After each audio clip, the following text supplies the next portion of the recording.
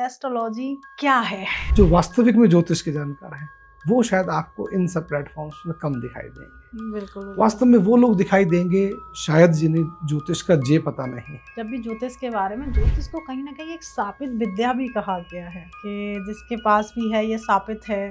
तो ये मतलब कि इतना अच्छा ज्ञान और इसे शापित कहा जाना, मतलब कहाँ तक ये सही। ऐसा कुछ नहीं है कि ज्योतिष कोई शापित विद्या है, किसी प्रकार का कोई उसके ऊपर शाप है पढ़ने पढ़ाने, बल्कि ज्योतिष तो प्रतिष्ठा की विद्या है। कुछ लोग कहते हैं कि हम इसमें विश्वास नहीं करते। ज्योतिष आपके विश्वास का मोहताज नहीं है। जो आजकल अंक शास्त्र आ गया है, न्यूमरोलॉजी आ गई है, टैरो कार्ड है, बहुत सारी ऐसी शाखाएं हैं जी। थोड़ा सा उनके बारे में सोचा। 18 स्कूल्स हैं, उसमें से हमने अगर उसको डिवाइड किया विद्वानों ने तो 3 प्रकार की शिक्षाएं दी जाती है, या कह सकते हैं ज्योतिष शास्त्र को समूचा जानने के लिए, समझने के लिए उन तीनों का ज्ञान होना आवश्यक। कहा जाता है कि भगवान शिव जब है आदि कैलाश पर जब तपस्या करके जगे, तो जैसे ही तपस्या करके वो जगे तो जब नेत्र खोले तो कई समय के बाद हम नेत्र खोलते तो एकदम से अश्रुपात, तो पानी की कुछ बूंद गिर गई, वही बूंद जो गिरी उसी से रुद्राक्ष की उत्पत्ति हुई। नमस्कार दोस्तों, राधे राधे। आपका स्वागत है एक और नए एपिसोड में। मैं हूं आपकी होस्ट, आपकी दोस्त भारती। तो ये पॉडकास्ट होने वाला है बहुत ही मजेदार, क्योंकि आज हम बात करेंगे एस्ट्रोलॉजी के उन तथ्यों पर। क्या सच में एस्ट्रोलॉजी काम करती है? कई बार ऐसा होता है कि कुछ ऐसे मंत्रों की हम बात करते हैं, क्या वो मंत्र अगर हमने गलत उच्चारण किए हैं तो उसका क्या दुष्परिणाम हमको मिल सकता है। आज हम बात करेंगे वास्तु की। जब वास्तु की बात आती है तो बहुत सारे लोगों के मन में विचार आता है कि वास्तु कराने जाएंगे तो सबसे पहले हमें अपने घर की तोड़ फोड़ करनी पड़ेगी। क्या वाकई हमें ऐसा कुछ करना पड़ता है?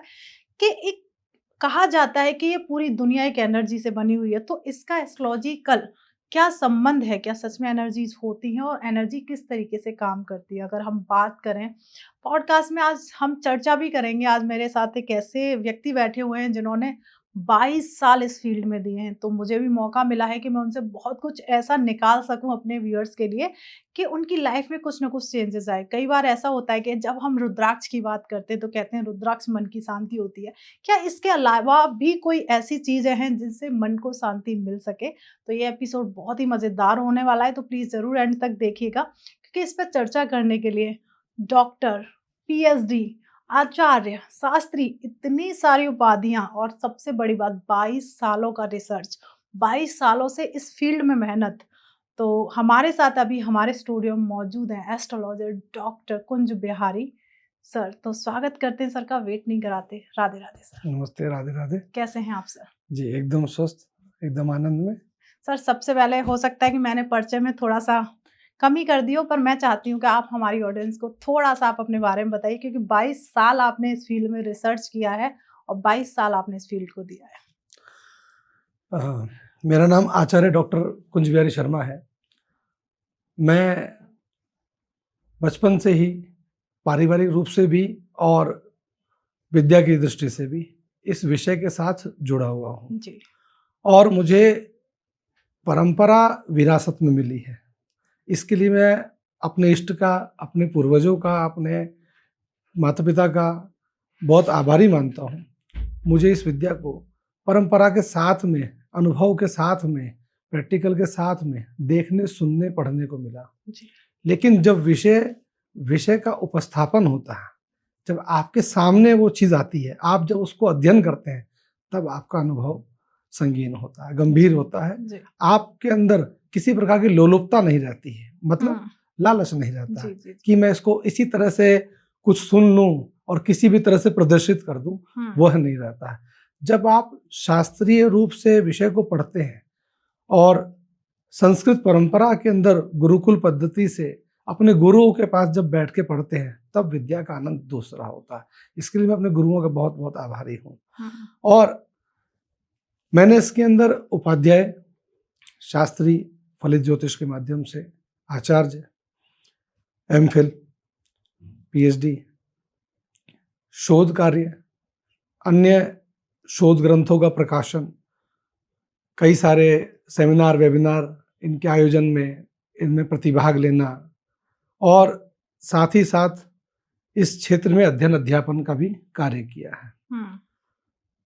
कई वर्ष कार्य करने के बाद में और उसके साथ साथ ही पढ़ने के समय से ही मैं इसका व्यक्तिगत रूप से लोगों के लिए, समाज के लिए उपयोगी होने की दृष्टि से और अपने आप को उपयोगी बनाने की दृष्टि से मैं इसका प्रयोग भी करते आया हूँ। तो प्रयोग करने के लिए पहले विद्या को प्रयोग भी किया है, जाकि जिससे हम अपने आप को पहले उसको विषय को हम समझ सकें कि किसी के लिए ये योग बन रहे हैं कि नहीं बन रहे हैं, क्या ऐसी व्यवस्था इसमें दिख रही कि नहीं दिख रही है, और तब उसको बाकी लोगों के लिए कैसे उपयोगी बनाया जा सकता है। क्या बच्चों के लिए वास्तव में उन क्षेत्रों में मेहनत करने का अवसर जो है जिन बच्चों को मिल रहा है, क्या उसे वास्तव में वहाँ जाना चाहिए, या उसे कुछ और भी अन्य फील्ड को तैयार करना चाहिए। तो इन सब चीज़ों पर शुरू से ही काम करते आए हैं। तो अपने विषय के साथ में उसे हम लगातार एक्सपीरियंस के रूप में काम कर रहे हैं, जिसमें हमने कई वर्षों का सहयोग लिया, अपनी पूरी टीम और इसका अनुभव, इसके साथ हमारे गुरुजनों का, विद्वज्जनों का सहयोग हमेशा लेते चलते आए। आज हमारे साथ हमारे अनुयायी, हमारे अनुज, वो भी इस चीज़ को लेके चल रहे हैं। एक पूरी टीम इस पे काम करती है हमारे साथ में। ये एक हर्ष का विषय है, इसमें ठाकुर जी की कृपा है, बस यह बनी रहे। क्या बात है सर, बहुत खूबसूरत। सर सबसे पहले मैं जानना चाहूंगी, क्योंकि ये एक ऐसा विषय है, आजकल देखा जाए सोशल मीडिया छाई हुई है एस्ट्रोलॉजिकल, लोगों ने रेमेडीज दे रखी हैं। तो सबसे पहले मैं इस विद्या के बारे में जानना चाहती हूँ कि एस्ट्रोलॉजी क्या है। देखिए, संस्कृत साहित्य में कहा गया विद्या विहीन पशु। हर व्यक्ति को विद्यार्थी होना चाहिए। बिल्कुल। और विद्यार्थी होने के लिए कोई उम्र नहीं होती है। जी बिल्कुल, ठीक। ब्रह्मचर्य काल हमारे यहाँ उसका विशेष योगदान बताया गया, लेकिन वो एक प्रारंभिक स्तर है। तब से लेकर के विद्या तो अनवरत चलती है और विद्या कभी समाप्त नहीं होती है। और ज्योतिष ऐसी जिज्ञासा का विषय है जो प्रत्येक व्यक्ति के साथ में एक नया अनुभव लेके आता है, एक नई परिस्थिति की रचना करता है, एक नई संकल्पना को आपको उसे दिशा देनी होती है, जो देश काल परिस्थिति के आधार पर तय किया जाता है। उसके बारे में चर्चा करना, उसके बारे में अध्ययन करना, उसके बारे में अध्यापन करना, ये एक बहुत गंभीर विषय है। रही बात जो लोग सोशल मीडिया पर या आजकल के समय पे छाए हुए हैं, मैं बड़ा अपने आप को भी इसमें महसूस करता हूँ कि जो पारंपरिक विद्वान हैं, जो वास्तविक में ज्योतिष के जानकार हैं, वो शायद आपको इन सब प्लेटफॉर्म्स में कम दिखाई देंगे। बिल्कुल। वास्तव में वो लोग दिखाई देंगे शायद जिन्हें ज्योतिष का जे पता नहीं है। और कुछ दिन पहले ये चर्चाएं जैन में भी उठ रही थी शुरू से ही, लेकिन कुछ दिन पहले समाज में भी उठी और हमने काशी हिंदू विश्वविद्यालय में विगत एक सेमिनार हुआ, वहां पर भी चर्चा रखी गई, विद्वानों द्वारा रखी गई कि जिन्हें इसकी जानकारी नहीं है वे इसके बारे में पूर्ण ज्ञान समाज में फैला रहे हैं। क्या वो भ्रम है? क्या वो गलत नहीं है? शास्त्र की व्यवस्था, शास्त्र की शिक्षा, उसको आप किसी तरह व्यवसायीकरण के लिए गलत तरीके से आप उसे नहीं इस्तेमाल कर सकते हैं, जबकि आपके पास किसी प्रकार की पारंपरिक रूप से कोई उपाधि भी ना हो तब। विशेष रूप से वे लोग जो कहीं से सुन करके कोई एक आध ऑनलाइन सेमिनार, चाहे किसी तरह का छोटा मोटा कोर्स प्राइवेट इत्यादि संस्थाओं के द्वारा या कहीं से भी अपना डिप्लोमा या कुछ कर लेते हैं। और आप सोचें कि जिस विषय को पठन पाठन में 10 वर्ष का समय मिनिमम लगता हो, उसे हम 10 कक्षाओं में परिपूर्ण होकर के सीख जाएंगे, तो फिर आप में उस 10 वर्ष वाले में कितना अंतराल होगा, यह तो आप महसूस कर ही सकते हैं। बिल्कुल। तो एक बुद्धिजीवी व्यक्ति को और देखने वालों से भी मेरा आग्रह होगा, कम से कम दिए हुए तथ्यों को चेक करें। अब लोग ये कहते हैं साहब हम कहाँ से चेक करें, हमें तो जो मिलता है हम देख लेते हैं। निश्चित तौर पे सही कहते हैं, लेकिन आप ये तो जानने का प्रयास कीजिए, आज तो आधुनिक जमाना है, क्या आपने कभी जानने का प्रयास किया कि ज्योतिष की वास्तव में कहीं पढ़ाई भी होती है क्या? अगर आज भी इस एज में, इस एरा में जब हम बताते हैं कि हम उस विश्वविद्यालय से पढ़े हैं या उस विश्वविद्यालय में पढ़ाए हैं, तो आज भी हमसे अधिकतर 90% समाज यही पूछता है क्या इस विषय की पढ़ाई भी होती है? उन्हें लगता है तो सीखने का चीज है। बिल्कुल। उसे लगा इंटरेस्ट का विषय है। जी। आज हमने कुछ पूछ लिया किसी से, कल हमने किसी को कुछ बता दिया ना। यह काम तो जब लगातार कोई व्यक्ति पढ़ता तो भी नहीं करता है, जब तक गुरु का आदेश नहीं होता। उनके साथ बैठ के जब तक मंथन नहीं होता कुंडलियों के ऊपर में, जैसे आज की भाषा में, आधुनिक विज्ञान की भाषा में लोग डेटा कहते हैं जी। तो जिनके पास 5-5, 10-10 लाख पर्सनल क्लाइंट डेटा है, आज हमसे आप बात करें तो मुझे लगता है कि शायद ज़्यादा तो नहीं, लेकिन हाँ, इन 22-23 वर्षों के अंदर 3-4 लाख तो पर्सनल डेटा होगा ही होगा, इससे तो कम ही होगा अगर आज की भाषा में बात करें, पर उससे कभी इस तरह से लिया ही नहीं गया हमारे द्वारा। ठीक है, कुछ लेगेसी में आ रहा है, कुछ नया बन रहा है, उसी के अंदर नया तो हमने कभी जोड़ा ही नहीं, क्योंकि हम तो जिससे जुड़ते हैं पूरे पारिवारिक दृष्टि से या सामाजिक दृष्टि से या अंतः भाव से जुड़ते हैं। ऐसा नहीं होता कि आज व्यक्ति आएगा कल नहीं आएगा, अरे आज वो कल उनके बच्चे फिर उनके बच्चे। बिल्कुल। इस परंपरा को जब हम प्राप्त करते हैं ना, तब उसका गौरव अनुभव होता है, उस विषय का सही मार्गदर्शन प्राप्त होता है कि हाँ हम सही जगह जा रहे हैं कि नहीं जा रहे हैं। अब बात करते हैं कि ज्योतिष के बारे में आपने जब पूछा, होता क्या, नाम ही देखिए कितना सुंदर है, ज्योतिष। एक बार श को हटाइए और क्या है, ज्योति। एक वो विषय, एक वो शास्त्र, एक वो विज्ञान जो क्या देता है, प्रकाश। और प्रकाश के बिना सर्वथा अंधकार ही है। तो जितने भी ज्ञान की परंपराएं हैं, सनातन संस्कृति सभ्यता संस्कृत शास्त्रों के माध्यम से जो प्रचारित प्रसारित और अनवरत चल रही हैं, युग युगांतरों से चल रही हैं और आज भी चल रही है और आगे भी चलती रहेंगी। पढ़ने वाले कम हुए ज्यादा हो उससे उसको फर्क नहीं पड़ता। सरस्वती गुप्त रूप से भी बहती हैं, आके त्रिवेणी में प्राप्त हो जाती हैं। कोई कहता कि पीछे तुमने नहीं देखा, आपके देखने से नहीं होता, संगम में प्राप्त होती हैं, संगम में देखा है लोगों ने। तो ज्योतिष प्रकाश को प्राप्त करने वाली विद्या है।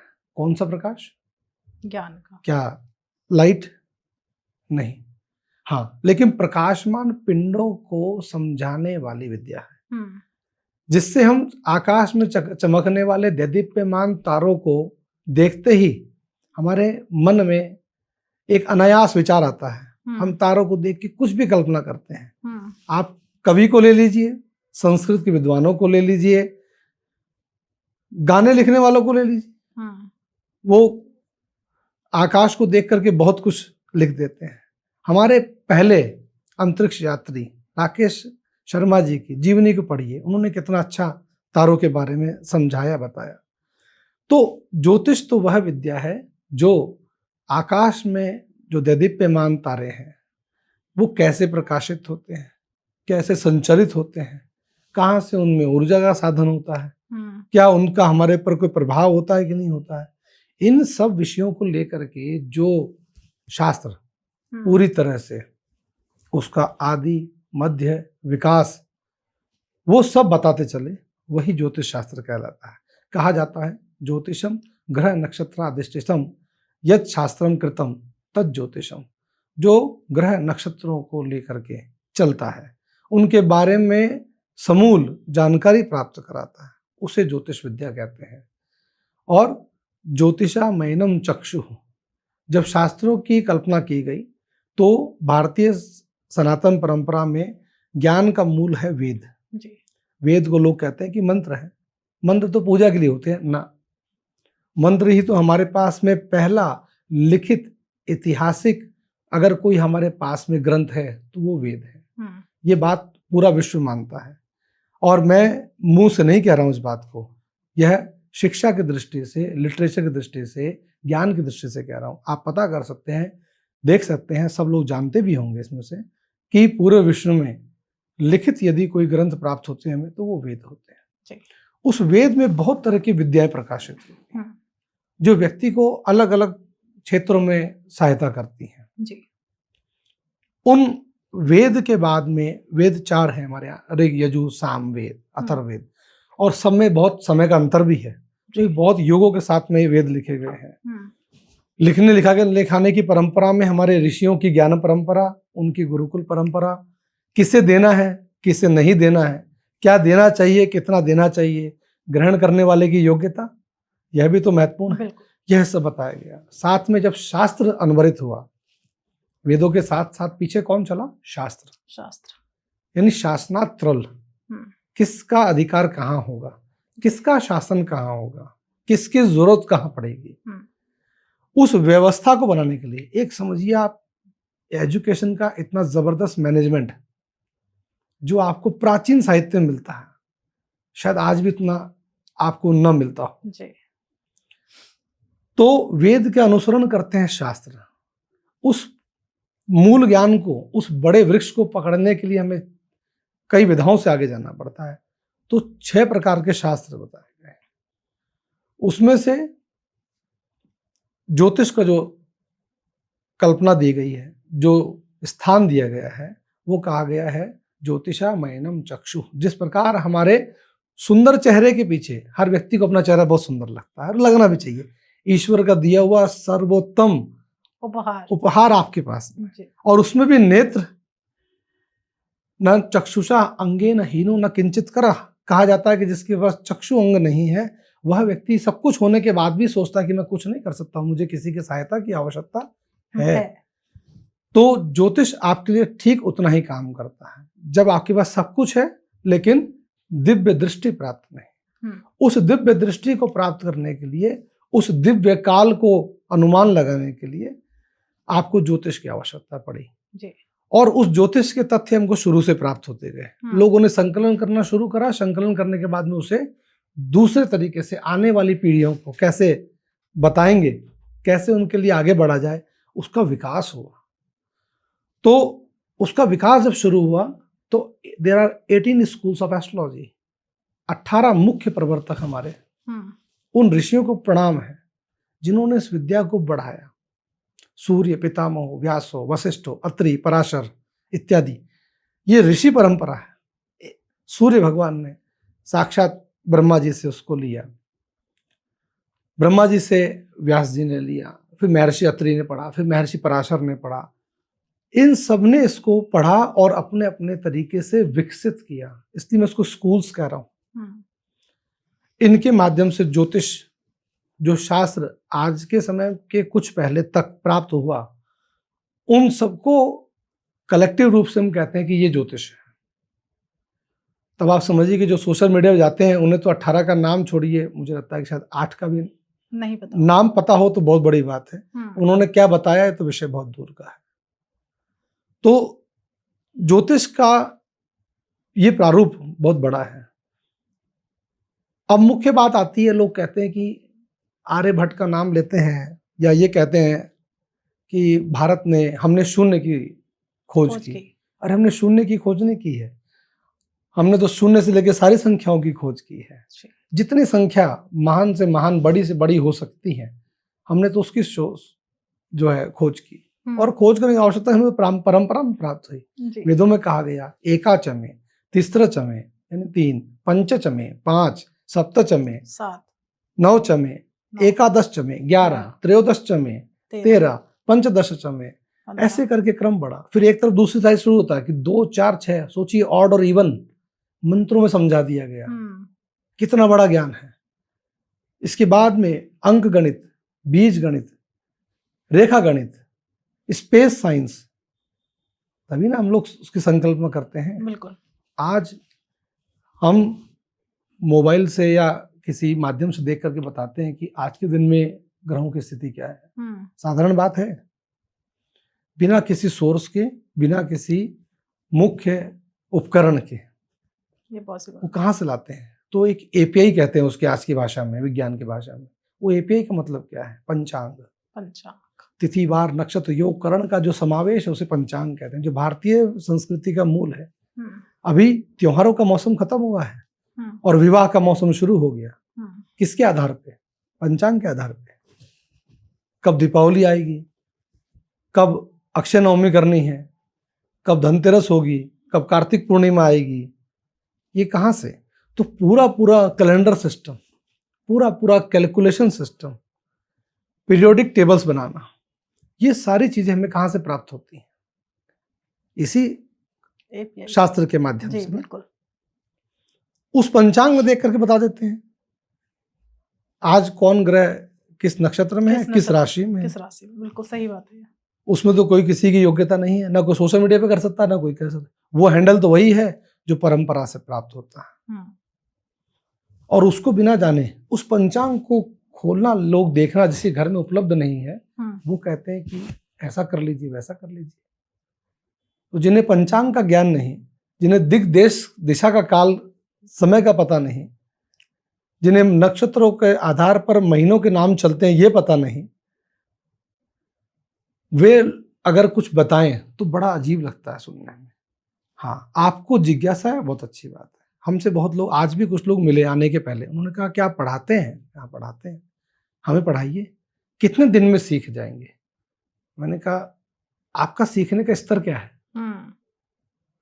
कि नहीं, जिसको सीख करके हम कमा सके। मैंने कहा कमाना किसी शास्त्र का उद्देश्य नहीं होता। बिल्कुल। शास्त्र का उद्देश्य तो ज्ञान होता है और उसकी कोई सीमा नहीं होती।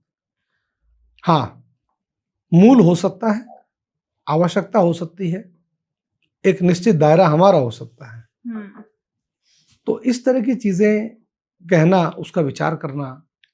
हाँ, आप अपनी जिज्ञासा के लिए पढ़िए, उसके लिए बहुत सारे मीडिया उपलब्ध भी हैं, बहुत तरह के प्लेटफॉर्म्स भी मिलते हैं आपको, लेकिन ये जान रखिए कि जहाँ से पढ़ रहे हैं, जहाँ से जान रहे हैं, वो ऑथेंटिक होना चाहिए। उसकी आप सूचना ले लीजिए, क्या उस व्यक्ति की जानकारी कितनी है, और आपको नहीं पता तो कम से कम आपके आसपास के संस्कृत विश्वविद्यालयों से, संस्कृत कॉलेजों से आप वहाँ से कम से कम मालूम कर सकते हैं कि वास्तविकता क्या है, वास्तविकता में उपाधि क्या होती है, कितना फर्क होता है, कैसे कैसे हो सकता है। और आप ये बात को अंतर रखिए कि उतनी ही कक्षा में मैं कितना सीख सकता हूँ, क्या मैं उस व्यक्ति के स्तर तक पहुँच सकता हूँ कि नहीं पहुँच सकता हूँ। तो उसका विचार जरूर करना चाहिए अपने को। हम भी कुछ लोगों की जिज्ञासा के कारण, मैं भी कई सारे माध्यमों से पढ़ाता हूँ, अपना भी कोर्स हम लोग देते हैं, बेसिक कहिए, एडवांस कहिए, उस स्तर पे हम लोग देते हैं, पर उतना ही हम कहते हैं कि इस आपकी जानकारी के लिए। दो बातें इसमें आपको मैं ऐड कर देता हूँ जी। पहली बात, शास्त्र, ज्योतिष शास्त्र कभी भी ये नहीं कहता कि इसका प्रयोग आप स्वयं के लिए कीजिए। एक आजकल बड़े वायरल व्यक्ति हैं ज्योतिष के, वो कहते हैं कि एक वेबिनार में हम आपको ग्रह, नक्षत्र, ज्योतिष सब सिखा देंगे। सब सिखा देंगे। क्यों दूसरे के पास जाना है ना? ये तो विद्या ही दूसरे के पास जाने की है। मना है, शास्त्र में स्पष्ट आदेश है कि आप पढ़िए, लेकिन अगर आपको अपने बारे में जानकारी करनी है आप दूसरे से पूछिए। ठीक चिकित्सकों के लिए जैसे है, कोई भी डॉक्टर स्वयं के लिए उपाय नहीं करता है, वो अपने मित्र से, अपने जानकार से, अपने वयोवृद्ध से पूछता है। और हमने भी अपनी परंपराओं में गुरुओं को देखा है, उन्हें भी अपनी आवश्यकता के अनुसार वे भी दूसरों के पास गए हैं, जाते हैं, पूछते हैं, क्योंकि एक दूसरे का सम्मान बढ़ता है, एक दूसरे के प्रति शास्त्र की निष्ठा बढ़ती है। क्योंकि एक साधारण सा स्वभाव मनुष्य का, हम अपने बारे में गलत नहीं सुन सकते, गलत नहीं सोच सकते हैं, और सोच लेंगे तो हो सकता है हमारे पर उसका नकारात्मक प्रभाव ज्यादा आ जाए, या हम अति उत्साह में आ जाए। ज्योतिष दोनों ही काम नहीं करता है, ना तो आपको अति उत्साह देता है, ना आपको नकारात्मकता देता है। आपको तो वो बताता है कि इस तरह की संभावनाएं हमें दिखती है। This is the education of probability, जिससे कुछ दिन पहले मैथ्स में पढ़ाया जाने लगा है स्कूल्स के अंदर, जिसे विषय कहते हैं प्रोबेबिलिटी, संभावना, जिसपे पूरा मार्केट चलता है, स्टॉक चलते हैं। ज्योतिष तो शुरू से ही संभावना का शास्त्र है। बिल्कुल, कभी भी ये नहीं कहता कि ऐसा है ऐसा नहीं है, ब्रह्म वाक्य नहीं कहा जाता। हाँ, कुछ मूलभूत बातें होती हैं जो उसे रखी जा सकती हैं, पर उसमें भी कतिपय अंतराल से ऐसे बहुत से उदाहरण शास्त्र में, पुराणों में मिलते हैं कि उसे लोगों ने बदलने का प्रयास किया, और बदलने का प्रयास करके बदल भी लिया। उस तथ्य को लेकर के सही दिशा की तरफ चले गए तो कल्याण की राह पकड़ ली। जैसे राजा परीक्षित, जिन्हें बोध हो गया कि 7 दिन बाद मेरी मृत्यु होगी जी, तो वो चिंता में नहीं, मरण में उनका, कि मुझे 7 दिन बाद मृत्यु करनी है। वो उसका उपाय ढूंढने लगे कि मुझे ऐसा कोई भगवत उपाय बताइए, ये 7 दिन के बाद जो मृत्यु होगी ना, ये दिग दिगंत तक मेरी कीर्ति लिखेगी। कि राजा परीक्षित पांडवों के कुल में कोई उत्पन्न हुआ व्यक्ति था, जिसने आने वाली पूरी की पूरी समाज के लिए भागवत की एक परंपरा को रख दिया, व्यास परंपरा को रख दिया, ज्ञान परंपरा को रख दिया, कि लोग आएंगे, कथा सुनेंगे, तो उसके माध्यम से भी कल्याण हो सकता है क्या। उसके पहले व्यवस्था नहीं थी। उसके पहले यही था कि एक महर्षि होते हैं, वो सुनाते हैं, बाकी ऋषि उनसे प्रश्न पूछते हैं, वही पूछते हैं। उसके पहले साधारण व्यक्ति के लिए कथा का कोई स्थान नहीं था, क्योंकि लोगों का विषय ही नहीं था जी। ठीक, तो यह है ज्योतिष शास्त्र के बारे में एक संक्षिप्त परिचय आपको मैंने रखा है। अब मैं बात करूं, जैसे अगर जैसे मैंने सुनते हुए आई हूँ, जब भी ज्योतिष के बारे में, ज्योतिष को कहीं ना कहीं एक शापित विद्या भी कहा गया है, कि जिसके पास भी है ये शापित है। तो ये मतलब कि इतना अच्छा ज्ञान और इसे शापित कहा जाना, मतलब कहाँ तक ये सही है? अ, मैं इस बात से थोड़ा मतांतर रखता हूँ। हमने कभी ऐसा ना सुना है ना पढ़ा है। हाँ, उनको ज़रूर कहा गया नक्षत्र सूचक। एक तरह से जो है ना, हमारे विद्वानों ने एक व्यक्ति के लिए जिसको जानकारी नहीं और वो समाज में गलत भ्रम फैलाता है, उसके लिए एक नाम रख दिया गया हमारे विद्वान द्वारा, ये नक्षत्र सूचक है। यानी सिर्फ देखता ही है, जो मन में आता है वो कह देता है। अच्छा, ओके। ठीक है? और ऐसा कुछ नहीं है कि ज्योतिष कोई शापित विद्या है, किसी प्रकार का कोई उसके ऊपर शाप है, पढ़ने-पढ़ाने बल्कि ज्योतिष तो प्रतिष्ठा की विद्या है। हमारे गुरुजन कहते हैं कि इसका उपयोग पढ़ने से कहा जाता है विद्या के लिए कि अर्थकारी च विद्या, ऐसी विद्या जो अर्थ उत्पन्न करे। लेकिन ज्योतिष को पढ़ने से प्रतिष्ठा और अर्थ दोनों की प्राप्ति होती है। जी। आपको अर्थ मिले ना मिले, प्रतिष्ठा जरूर प्राप्त हो जाएगी। और बहुत साधारण है, सहज है। यदि आपके बारे में कुछ कहा गया और यदि वैसा कुछ दिन के बाद में सारभूत हो गया, सफल हो गया, तो आपके बारे में उसका विषय का विश्वास हमेशा के लिए तय हो जाएगा। बिल्कुल। कुछ लोग कहते हैं कि हम इसमें विश्वास नहीं करते। ज्योतिष आपके विश्वास का मोहताज नहीं है, ना आपके मानने और न मानने पर नहीं चलता है। मैंने आपको शुरू में कहा, शास्त्र है, ये युग युगांतर से चलते आ रहा, जब से सनातन परंपरा तब से चलता है और हमेशा चलेगा। आप मत मानिए, करोड़ों लोग मानने वाले हैं। यहाँ ऐसे लोग हैं जो बिना समय पूछे अपने घर से ऑफिस की तरफ नहीं जाते हैं। हम अति विश्वास की बात भी नहीं कर रहे हैं, लेकिन हाँ, विश्वास क्यों नहीं है? क्योंकि आपको जानकारी नहीं है, या हो सकता है जानकारी प्राप्त करने वाले लोग सही नहीं मिले हों, या आपके साथ कुछ ऐसा गलत आपको कभी ऐसा ओपिनियन मिल गया हो कि वैसा आपका घटित नहीं हुआ। तब तक आप नहीं मानते हैं किसी चीज को, जब सफलीभूत हो जाता है मान लेते हैं। शास्त्र कहता है चंद्रार्को यत्र साक्षिणो, साक्षात भगवान सूर्य, भगवान चंद्रमा जिसके साक्षित हैं, उससे आपके मानने न मानने से फर्क पड़ता है? आप बताइए। हम कहें कि पूर्णिमा थी, अब अमावस्या आएगी, आज अमुक तिथि है, आज अमुक वार है, आज ऐसा करना चाहिए, कल वैसा करना चाहिए, आज सूर्योदय इतने बजे होगा, सूर्यास्त इतने बजे होगा। तो क्या वो आपके लिए मोहताज है? वो तो आप देख लीजिए, सामने घड़ी रख लीजिए, आप अपना देश लॉन्गिट्यूड लैटिट्यूड का डिफरेंस देख लीजिए, आपको उसी समय का मिल जाएगा। अपने क्षेत्र का पंचांग उठाइए, टाइम देखिए, मिला लीजिए। इससे प्रत्यक्षीकरण क्या मिलेगा आपको? लोग कहते हैं कि हम नहीं मानते हैं। हाँ, एक दूसरा भाग है जिसके लिए लोग कहते हैं कि हम मानते हैं कि नहीं मानते हैं।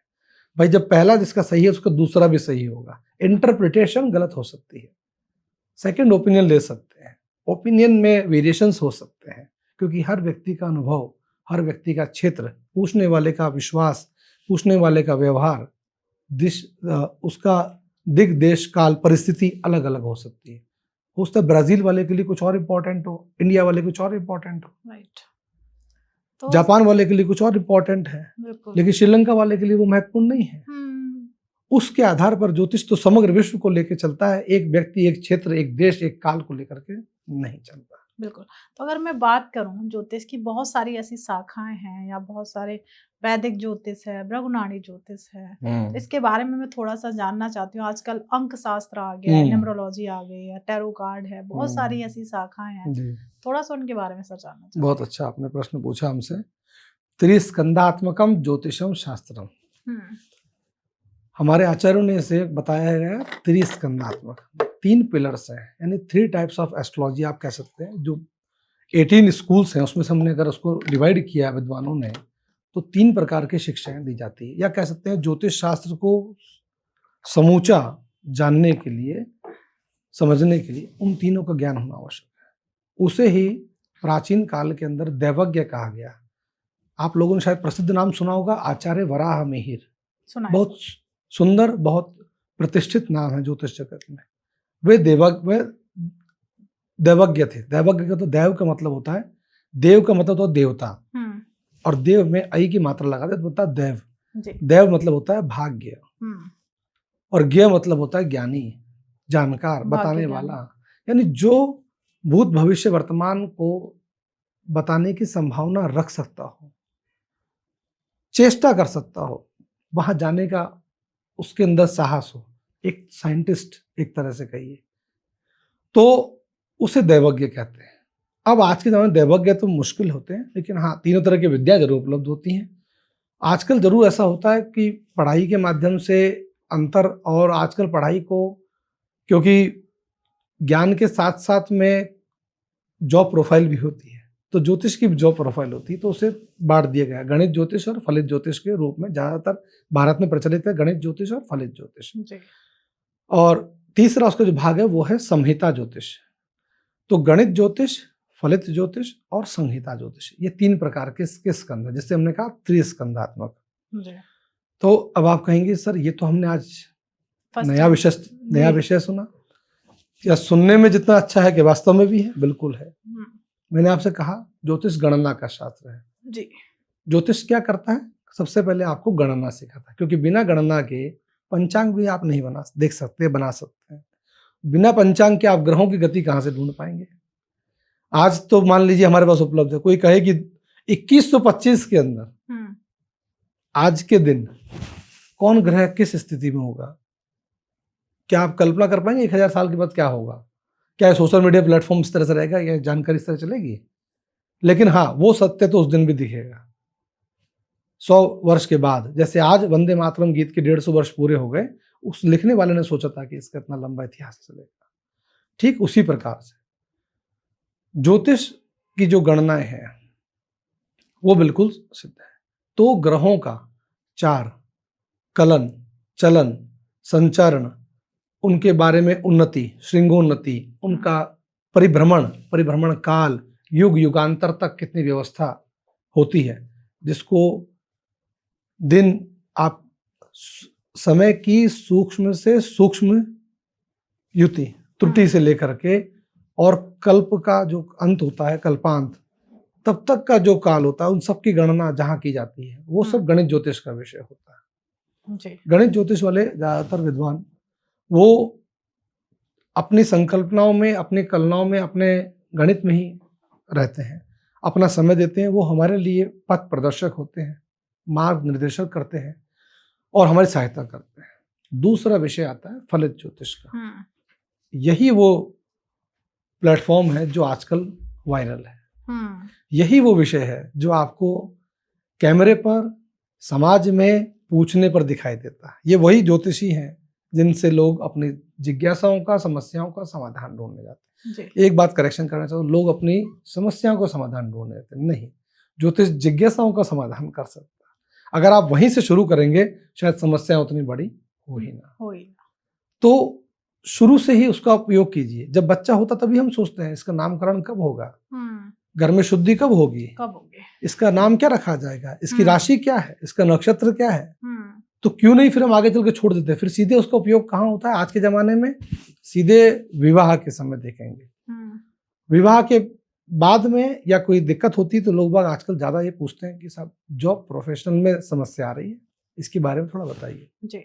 ठीक है, तो बीच वाला जो गैप है बहुत लंबा हो जाता है और वही एजुकेशन का पार्ट होता है। जब आपने जोड़ा ही नहीं, बताया ही नहीं, समाज में गया ही नहीं, तो लोगों को लगता है कि क्या होता है, इसका कोई महत्व नहीं है। तो साधारण जो आपने कहा कि वो व्यक्ति, उस साधारण शिक्षा और शास्त्र की शिक्षा के अंदर बहुत अंतर होता है। वो बड़ी परिशुद्ध होती है, बहुत गुरुओं के आशीर्वाद के साथ में ग्रंथों का आडोधन करने के बाद बनता है। वो इसी तरह से समाज में एजुकेशन स्कूल की नहीं है कि परोस के दी जाए और आप ले लें उसे, आप सीख लें या आप बता दें किसी को। उसके बाद भी कहा जाता है कि भैया थोड़ा ध्यान से, गंभीरता से लीजिए इस विषय को जी। ठीक है। तो फलित ज्योतिष जो है उसका नाम ही है फलित, जो फल बताने का प्रयास करे, उपाय हो, जो फल बताने का साधन बन सके। फल किसका बताएंगे? उसी का जिसकी गणना की गई है, उसी का फल बताएंगे ना, कि जिसका गणना नहीं उसका फल क्या बताया जाएगा। यानी खास तौर से ग्रहों के बारे में बात करें तो ग्रहों तो आकाश में अनंत होते हैं, अनंत आकाश में फैले रहते हैं। उससे एक फ्रेम में लेके आते हैं, एक चक्र के रूप में हमें प्रदर्शित किया जाता है। ये फलित का स्वरूप है। उसे हम भाव, ग्रह और राशि, कम से कम जो एक फ्रेम में हमें 3 चीजें मिलती हैं वहां उसे लाके रखते हैं, तब उसके बारे में बात करना, विचार करना शुरू होता है। और वो फलित जो है हमारे लिए शारीरिक, मानसिक, वाचिक, हमारे लिए परिश्रम, सुख, शिक्षा, हमारे लिए रोग या भावी जीवन भाग्य, कर्म, प्रोफेशन, प्रॉफिट और लॉस, इन सब चीज़ों पर आधारित है। तो इतने सारे विषयों को वो फैला देता है, उस फलित को ले जाता है अपने। तो इतनी सारी धाराएं मिलती तब जाकर के फलित ज्योतिष का निर्माण होता है। अब आप कहें सर 2 तो हो गया, तो ज्योतिष इतना ही सुना, इतना ही समझा, चलिए पहला वाला ही मान लेते हैं जहां पे हमने मुहूर्त की चर्चा करी थी जी। और दूसरा वाला भी समझ। अब तीसरा क्या रह गया? एक रह गया कॉस्मिक एस्ट्रोलॉजी, जी, आकाशीय, the basic structure of astrology, जहां से इन दोनों का भी उद्भव हुआ है। Okay, Akashic the record, best cosmic astrology कह सकते हैं, संहिता ज्योतिष, जो पूरे समग्र भूभाग पर उसका प्रभाव दिखाई देता है। जी। जैसे उसमें क्या विषय होते हैं, जैसे ग्रहों का संचरण हुआ, बृहस्पति का बदलाव हुआ, शनि का बदलाव हुआ, क्या असर देगा? व्यक्तिगत पे नहीं, समष्टि पे देगा, पूरी सृष्टि पे उसका क्या प्रभाव जाता है, किन किन देश पर किस किस ग्रह का क्या प्रभाव पड़ता है। ग्रहण, भारत में कुछ अभी इस बार जो 2 ग्रहण गए हैं, दोनों बार भ्रम आया लोगों का, कई लोगों का फोन आया, 100 से ज्यादा लोगों का, बल्कि कई तरह के वो भी चले, जबकि न्यूज चैनल और मीडिया इत्यादि उसमें हेल्प करते हैं, फिर भी लोगों के मन में भ्रम तो रहता ही है। तो सिर्फ एक ग्रहण था, बाकी 2 ग्रहण गए वो भारत में दृश्य थे ही नहीं। लेकिन क्यों नहीं थे? दृश्य क्या होता है, ग्रहण होता क्या है, कैसे लगता है, क्या प्रभाव होता है इसका, ये सब चर्चाएं जी। इसके साथ साथ भूकंप, अनावृष्टि, अतिवृष्टि जो इस साल हुई है, दोनों ही चीज हुई है। बहुत भीषण गर्मी भी हुई थी, बहुत भीषण बरसात भी हुई है। और इसके अलावा आकाश में कभी आपने इंद्रध्वज, इंद्रधनुष देखा हो, वो उसके बारे में चर्चा, जबकि आज तक हमने कविताओं में सिर्फ उसके बारे में सुना है, बड़ा सुनहरा लगता है देखने में, बिल्कुल। और बड़ा सुंदर लगता है, उसकी कल्पना होती है, लेकिन उसका प्रभाव होता है क्या? ज्योतिष में है। आज के जमाने में उसकी चर्चा कम होती है, पंचांग तक सीमित है या विद्वानों तक सीमित है। बिल्कुल। तो हमारा जैसे शोध का एक विषय था प्राकृतिक उत्पात, प्राकृतिक आपदाओं का अध्ययन जी, उस विषय में हमारा एक शोध है। तो ऐसी चीजें भी ज्योतिष के अंदर है। दकारगल यानी भूमि के अंदर छिपा हुआ जो जल होता है, भूगर्भ का जल कहते हैं। आप बोरिंग कराते हैं, बोरिंग के बारे में, कहाँ किस प्लॉट पर किस क्षेत्र में कहाँ पर बोरिंग मिलेगा कि नहीं मिलेगा, पानी किस दिशा में होगा, तो किसमें नहीं होगा, कैसा पानी होगा। उसके अलावा वास्तु विद्या, वो भी उसी का एक भाग है। अंग विद्या, व्यक्तियों के अंगों को देख करके उसके बारे में कई सारे आज भी पुराने लोग जो है अनुमान लगा देते हैं, ऐसा है, ये वैसा होगा, ऐसा होगा। कैसे पता? ऐसे पता, स्वभाव की आवश्यकता नहीं है, नेत्र देख करके बता देंगे, चलना उठना बैठना देख के बता देंगे, ये सब चीजें। और भी बहुत सारे विषय संहिता ज्योतिष में, इसका नाम ही है संहिता, संकल्प। तो वहीं पर नाड़ी ज्योतिष की चर्चा भी है, वहीं पर ही मूलांकों की अंक ज्योतिष उसमें से निकला हुआ एक भाग है। तो ये जो है ये बहुत ही महत्वपूर्ण विषय है, लेकिन ये आज कह सकते हैं कि विद्वानों के पास है, शोध का विषय है, और ये सामान्य समाज में आने में इसको समय भी लगेगा, क्योंकि ये बहुत ही गंभीर विषय है। ठीक है, ये तो हुआ 3 प्रकार का ज्योतिष। अब 2 प्रकार का और ज्योतिष है जो बाद के आचार्यों ने उसको डेवलप किया, 2 सीरीज और चलाई। वो कौन सी है? वो आई, एक आया हमारे पास में प्रश्न विद्या। यदि किसी के पास में कुंडली नहीं है तो वो आके प्रश्न पूछे तो आपसे कुछ पूछा जा सकता है क्या? क्या उसके लिए कोई सहायता कर सकता है क्या? हमारे संस्कृत साहित्य में, संस्कृत शास्त्रों में, हमारे ग्रंथों में किसी के लिए ना नहीं है। कोई पूछता है कि हम पूजा में क्या चढ़ाएं, आप सुंदर सुंदर वस्तु चढ़ाइए। वहां तो लिखा ही, शुरू से लिखा है स्वर्ण दान। आज के जमाने में लोग स्वर्ण दान सुनते हैं तो फिर 11 रुपया निकालते हैं, बहुत होगा तो 100 रुपये निकाल देंगे। उसमें न तो स्वर्ण है न स्वर्ण का स है, लोहे का सिक्का एक और साथ चढ़ा देते हैं साथ में, जबकि लोहे का दान नहीं लिखा है उसके अंदर। फिर ये नहीं कर सकते तो ये कर दीजिए, ये नहीं कर सकते तो अच्छा आप एक काम कीजिए, प्रसाद ही चढ़ा दीजिए। प्रसाद नहीं चढ़ा पाए तो अक्षत पुष्प ही चढ़ा दीजिए। चावल तो मिल ही जाए किसी के पास, नहीं अक्षत पुष्प भी नहीं चढ़ा सकते, जल ही चढ़ा दीजिए। और जल भी अर्पण करना नहीं तो आप हाथ जोड़ के प्रणाम कर लीजिए, भाव से ही कर दीजिए। तो लोग वहीं आ गए। मैं तो भावना से बहुत करता हूँ, वो भावना वहीं तक ही सीमित है। भावना, श्रद्धा, सामर्थ्य पर निर्भर करती है। आपकी श्रद्धा कितनी है, आपका सामर्थ्य कितना है, ऐसा नहीं होता कि आपका सामर्थ्य पूरा है, लेकिन आप वहाँ पर विभाव से काम चलाएंगे तो वहाँ सब कुछ दिखाई देता है। वहाँ प्रत्यक्ष ही प्रत्यक्ष है, अप्रत्यक्ष कुछ नहीं है। भावना निश्चित रूप से महत्वपूर्ण होती है, एकदम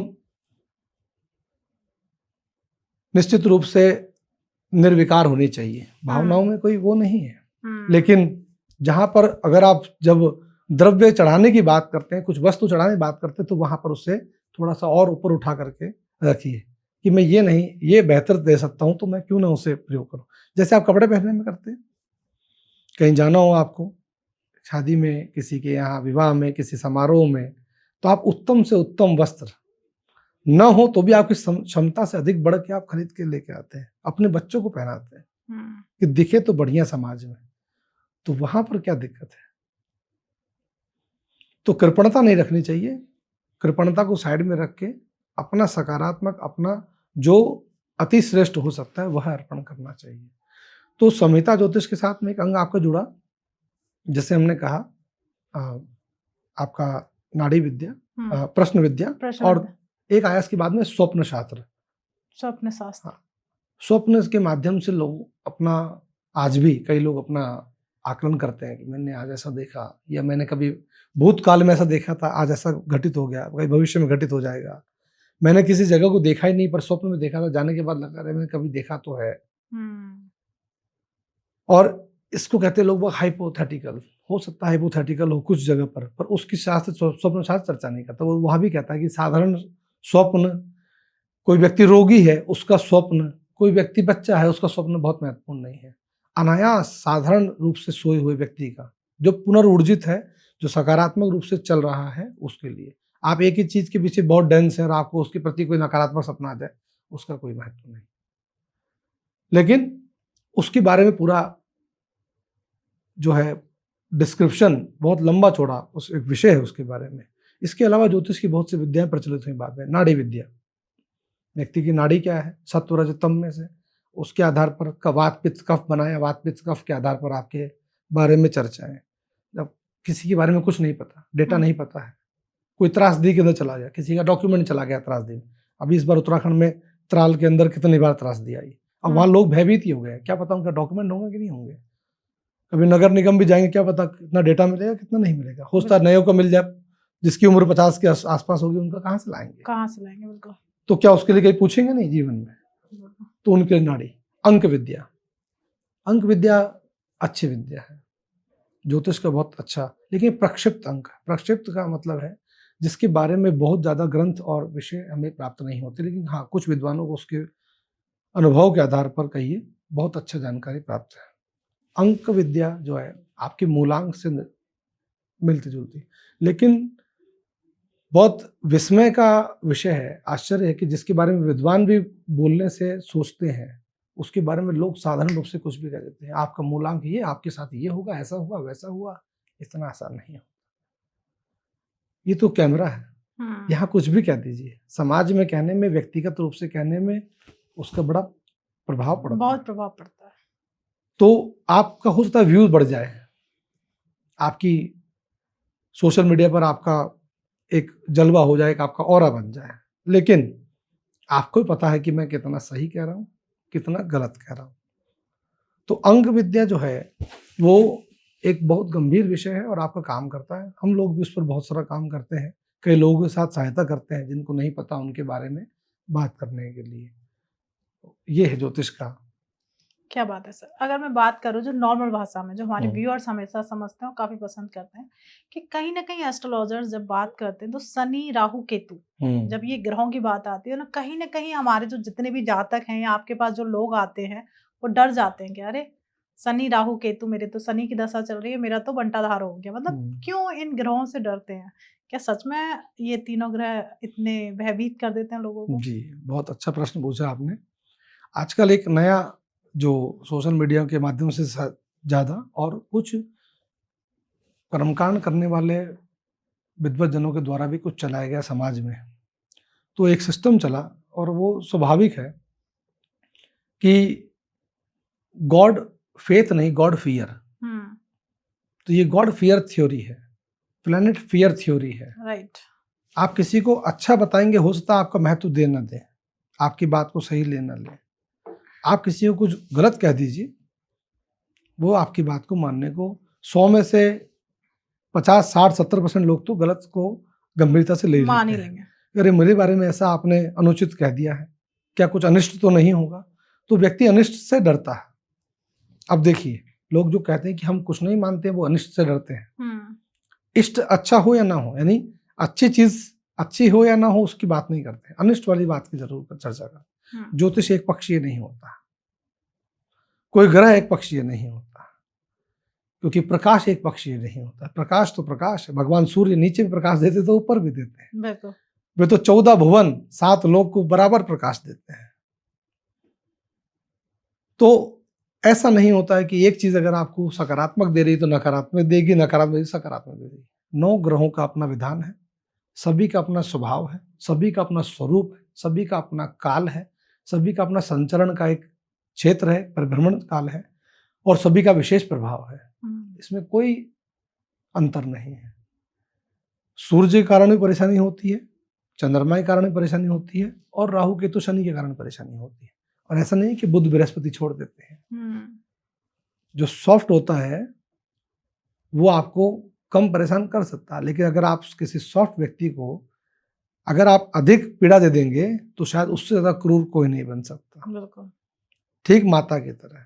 माता बड़ा स्नेह करती है कि जब माता रुष्ट हो जाती है किसी बच्चे के ऊपर में, तो सबसे ज्यादा खिंचाई वही करती है उसकी। तो सभी ग्रहों का दोनों तरह का प्रभाव होता है, इसमें कहीं कोई संशय नहीं है, कोई किसी प्रकार का भय नहीं है।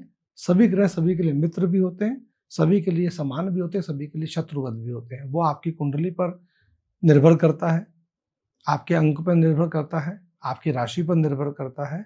इसलिए उसका उचित मार्गदर्शन परामर्श लीजिए। और आपको कभी लगता है कि मुझे कहीं कंसेप्चुअल रूप से कोई गलत फिनोमिना अगर मेरे पास आ गया है, आप सेकंड ओपिनियन लीजिए, थर्ड ओपिनियन लीजिए। Go for the best.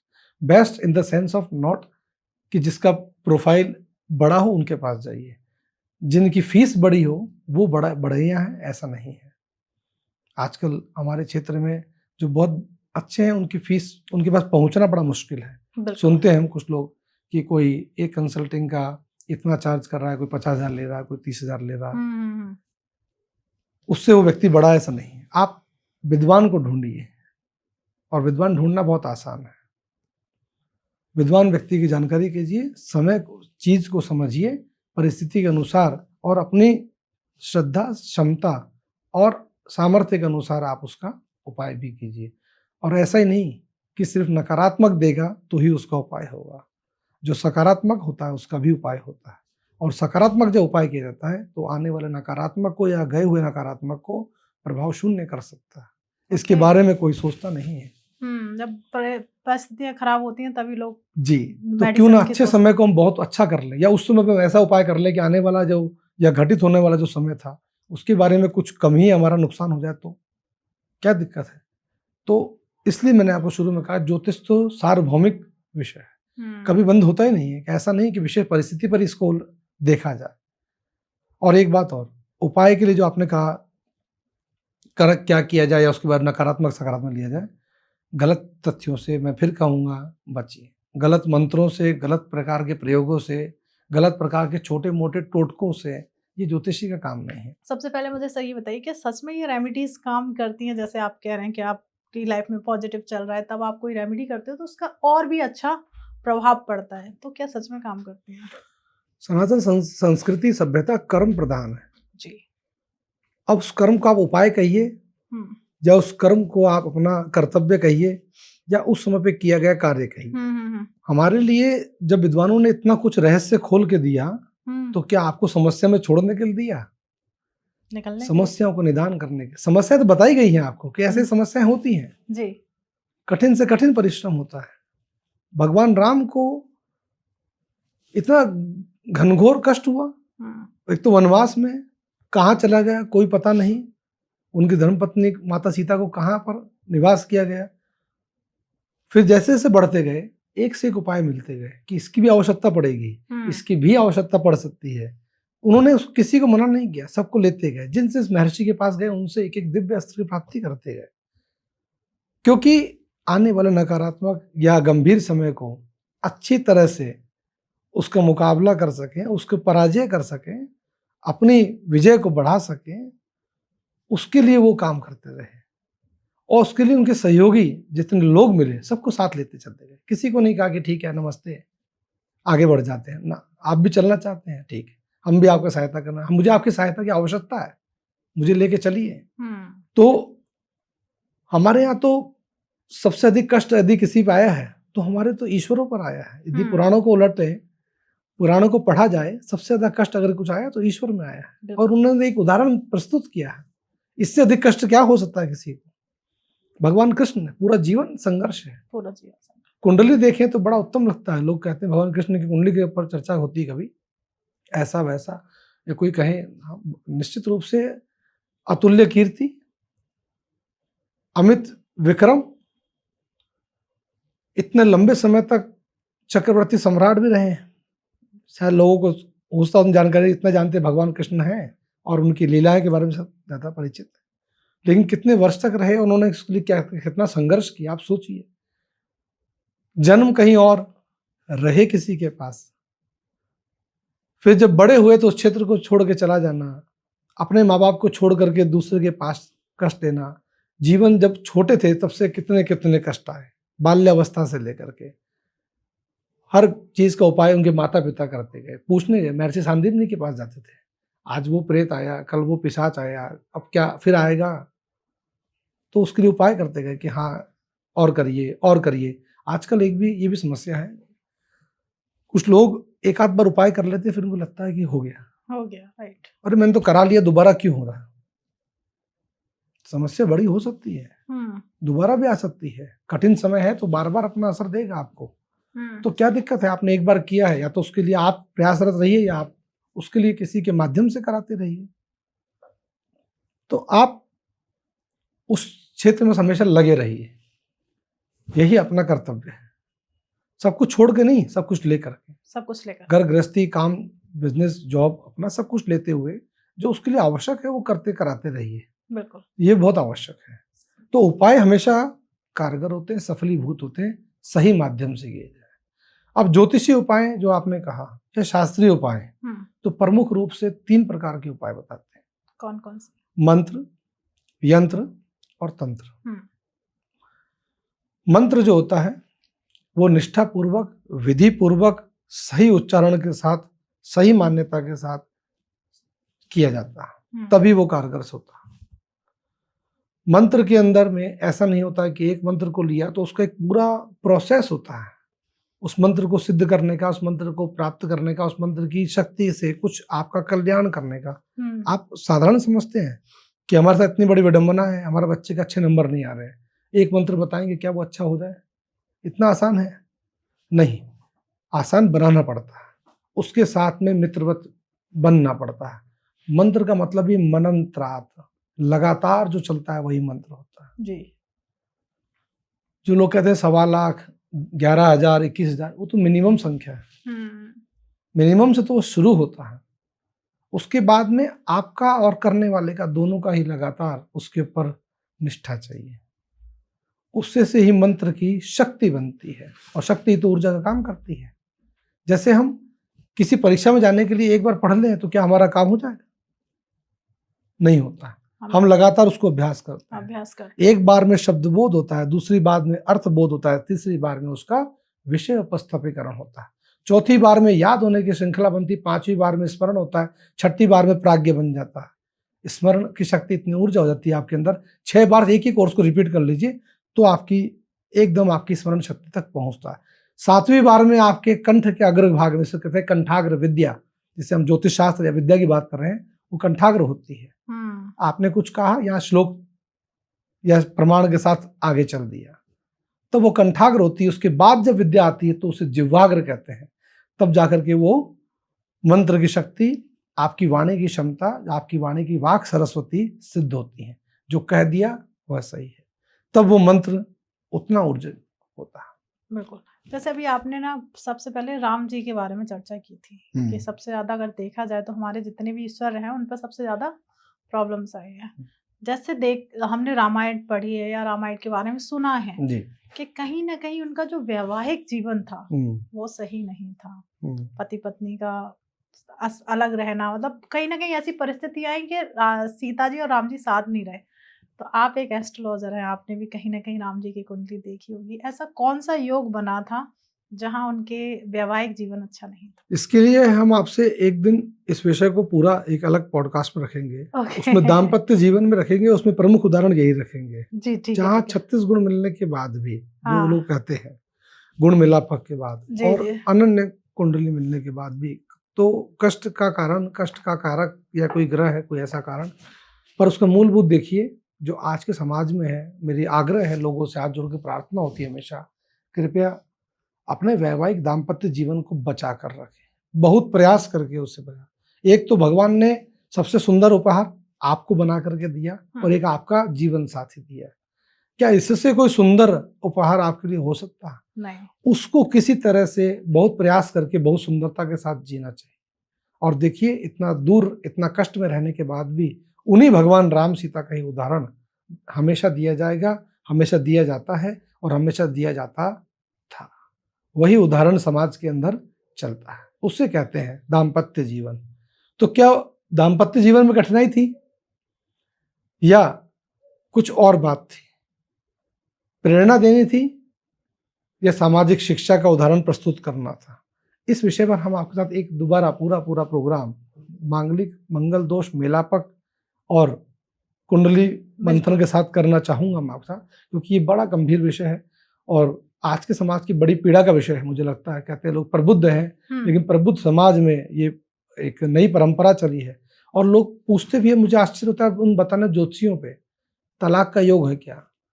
मेरी जानकारी में किसी भी ग्रंथ में कोई तलाक का योग नहीं होता। इस विषय का हमारे समाज से, हमारी सनातन परंपरा से, हमारे संस्कृत शास्त्रों से कोई लेना देना ही नहीं है। उसे दूसरे तरीकों से, अलग अलग उदाहरणों से, वो पुराणों में, कथाओं में हमारे पास रिप्रेजेंट हुआ है, बट वो एक व्यंग्य है और वो व्यंग्य इसलिए दिया गया है कि आने वाले समाज ऐसा ना करे। कैसे आपको उसको देखना है। तो इसके बारे में आपसे मैं एक बार चर्चा करूंगा। बड़ा अच्छा विषय आपने बिल्कुल बिल्कुल मौका, और बहुत अच्छी बात होगी कि मैं इस चीज को आपसे सुनूं और समझूं कि ऐसा क्यों हुआ। तो हम चलते हैं, जैसे जो नक्षत्र हैं वो आकाश में तारों की तरह हैं, तो क्या इन नक्षत्रों का प्रभाव सच में हमारे कर्मों पे पड़ता है? बहुत अच्छा प्रश्न पूछा आपने। नक्षत्र तारों की तरह नहीं है, तारे ही नक्षत्र हैं जी। तो तारा जो है वो नक्षत्र शब्द का ही पर्यायवाची है संस्कृत साहित्य में। जी जी जी जी। ठीक है, तो नक्षत्र का मतलब है नक्षत्र, 3 शब्द है, 3 अक्षर है। तो न क्षरति इति नक्षत्र, जिसका क्षरण नहीं होता है, क्षरण यानी जो खिसकता नहीं है, इसका मतलब जो स्थिर है, उसे नक्षत्र कहते हैं। तो जब हम पढ़ाई करते हैं, जब आपने मैथ्स पढ़ते हैं, तो हम लोग मानते हैं ना कि माना किसी वस्तु का मूल्य ये है, या हम कुछ सर्कल बनाते हैं, कोई आकृति बनाते हैं, कोई त्रिकोण बनाते हैं, तो कुछ ना कुछ तो स्टार्टिंग बिंदु रखते हैं जी। वो स्टार्टिंग बिंदु नहीं हिलाते बार बार, उसको मूव करके उसके कितना भी स्ट्रक्चर खड़ा करते हैं, वो बेसिक रहता है हमारा। तो नक्षत्र उसी प्रकार से ईश्वर ने बनाए हैं। उनकी अलग अलग कथाएं हैं, कौन कौन किस समय पर कैसे कैसे नक्षत्र बना।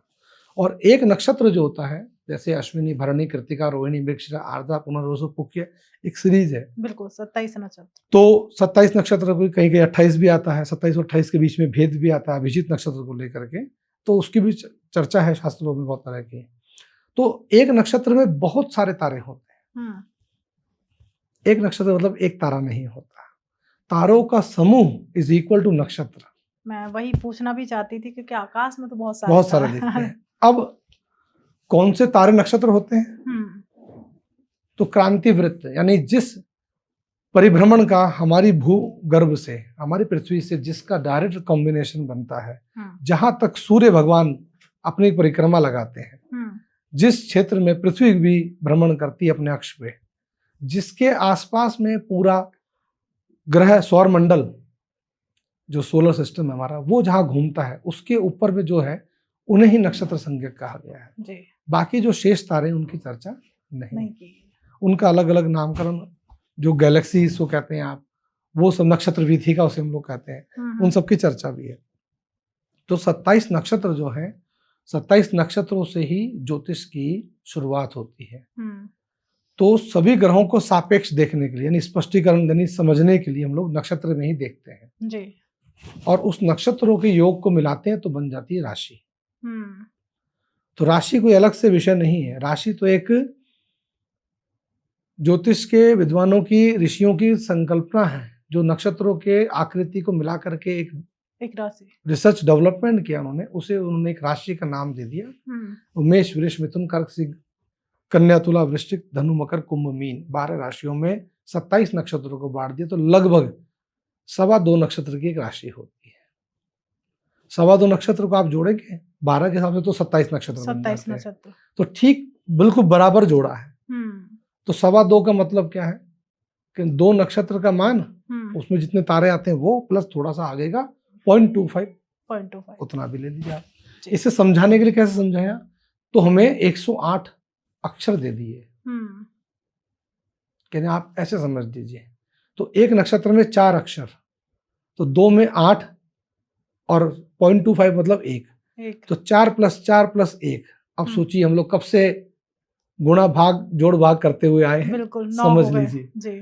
तो 9 अक्षरों को जोड़ करके एक राशि का निर्माण होता है। जो लोग पूछते हैं कि मेरी ज़ोडिएक क्या है, मेरी मून साइन क्या है, मेरा सन साइन क्या है, तो सन साइन नहीं, हमारे यहाँ मून साइन की परंपरा रही है। बिल्कुल, ठीक है। मून साइन की। तो मून साइन जो है हमारा वो बनता है कि भाई चंद्रमा जिस नक्षत्र पर प्रभावशाली है या चल रहे हैं, संचरण कर रहे हैं, उसके 4 भाग हैं, उसको हमने 4 नक्षत्रों को 4 अक्षरों में बांट दिया। जिस जगह पहुंच रहे हैं वो आपको विद्वान बताएंगे कुंडली बना करके, वहां से आपको प्राप्त हो जाएगा।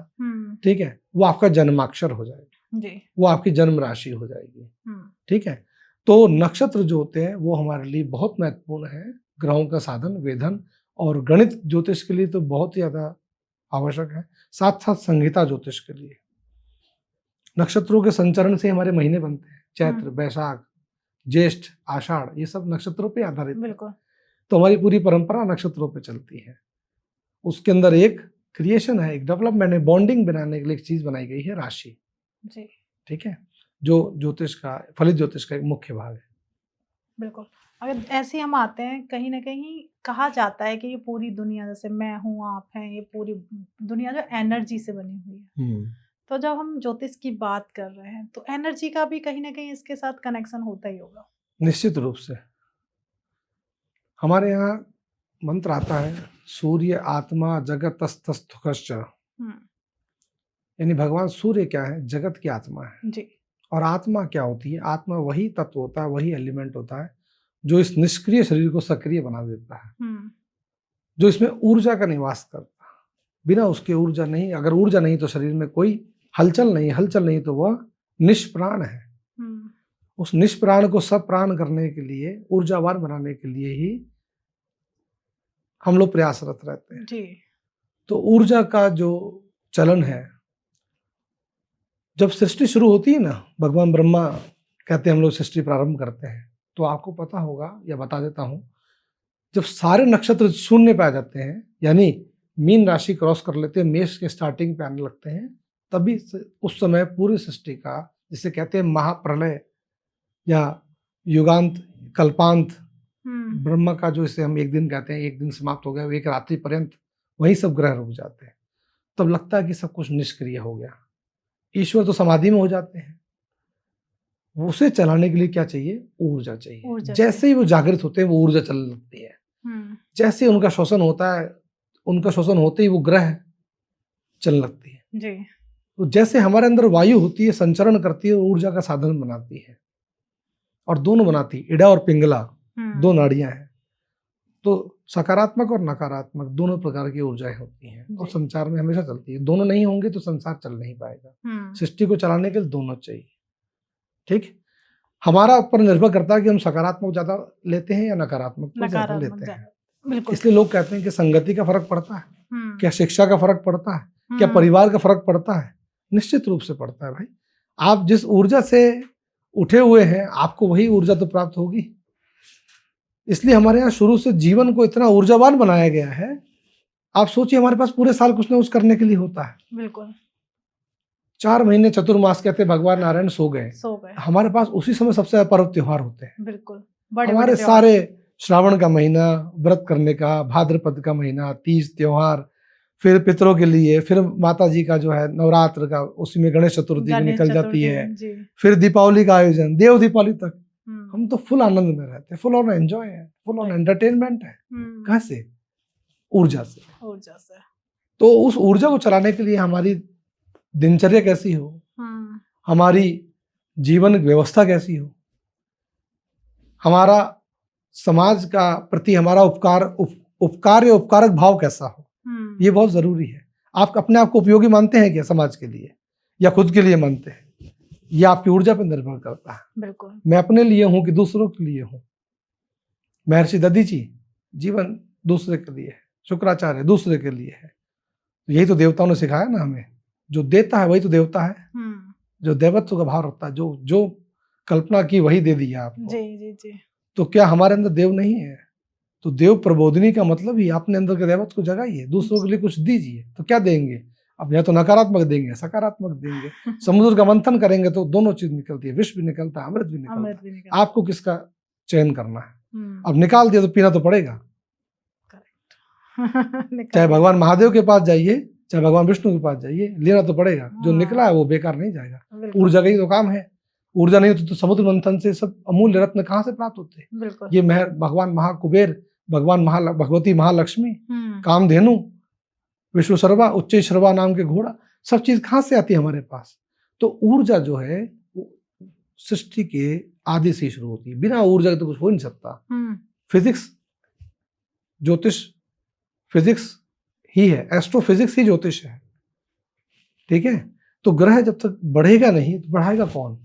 तो कोई तो शक्ति है जो उतने बड़े पिंड को हिला सकती है, बिल्कुल, और दैनिक रूप से हिला सकती है। अब आप ये मान लीजिए कि सूर्य भगवान उदित होते हैं, अस्त होते हैं, फिर सुबह आ जाते हैं, ये मान लीजिए, या आप ये मान लीजिए कि सूर्य भगवान तो वही है, हमारी पृथ्वी पूरी घूम जाती है। तो भाई आखिर वो जो चलाने वाला है वो कितना पावरफुल होगा, जो इस भूभाग को आराम से 24 घंटे में मोड़ के वापस खड़ा कर देता है और एहसास भी नहीं होता है किसी को। नहीं। तो आखिर बिना ऊर्जा के संभव नहीं है। हम कहते हैं कि भू अपने अक्ष पर पृथ्वी घूम रही है, तो ऊर्जा के साथ ही तो घूम रही होगी ना। दो ध्रुव इसलिए है, वो ऊर्जा के केंद्र है। इसलिए कहते हैं कि जो व्यक्ति ध्रुव को छोड़ करके, यानी अपने निश्चित को छोड़ करके अनिश्चित की तरफ भागता है, वो अपना निश्चित भी खराब कर लेता है और अनिश्चित तो खराब कर ही लिया। संस्कृत शास्त्र में ये कहा गया। यानी ऊर्जा तो निश्चित है, आप अच्छे की तरफ जाइए, गलत की तरफ मत जाइए। इसलिए हम लोग कहते हैं तमसो मां ज्योतिर्गमय। ज्योति क्या है? प्रकाश की तरफ जाना। प्रकाश कहाँ से आता है? ऊर्जा का साधन ही तो है जी। आप अंधेरे में दीपक जला लीजिए या लाइट जला लीजिए, किस लिए? आपकी सहायता करता है, आपको ऊर्जा देता है। बिल्कुल। पहले लोग कहते थे साहब हम जल्दी सो जाते थे, कहीं ना कहीं दिनचर्या व्यवस्था भी थी, लेकिन वास्तव में कारण भी है।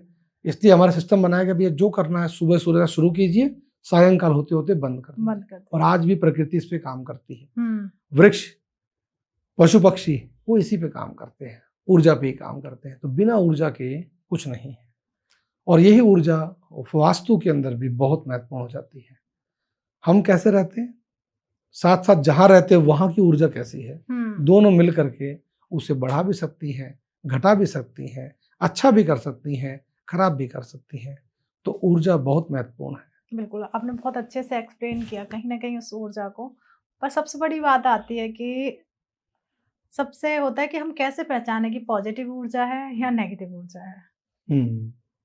बात आती है कि आप देखिए, लोगों का मैंने कहा कि शुरू से ही सकारात्मक और नकारात्मक दोनों चलता है, हमेशा चलता रहेगा। क्योंकि दिन है तो रात भी है, सुबह है तो शाम भी है, कोई चीज आदि है तो उसका अंत भी है। तो नकारात्मक सकारात्मक तो साथ ही में चलता है। हमारी किससे संगति है जी, हमें किसकी आवश्यकता है।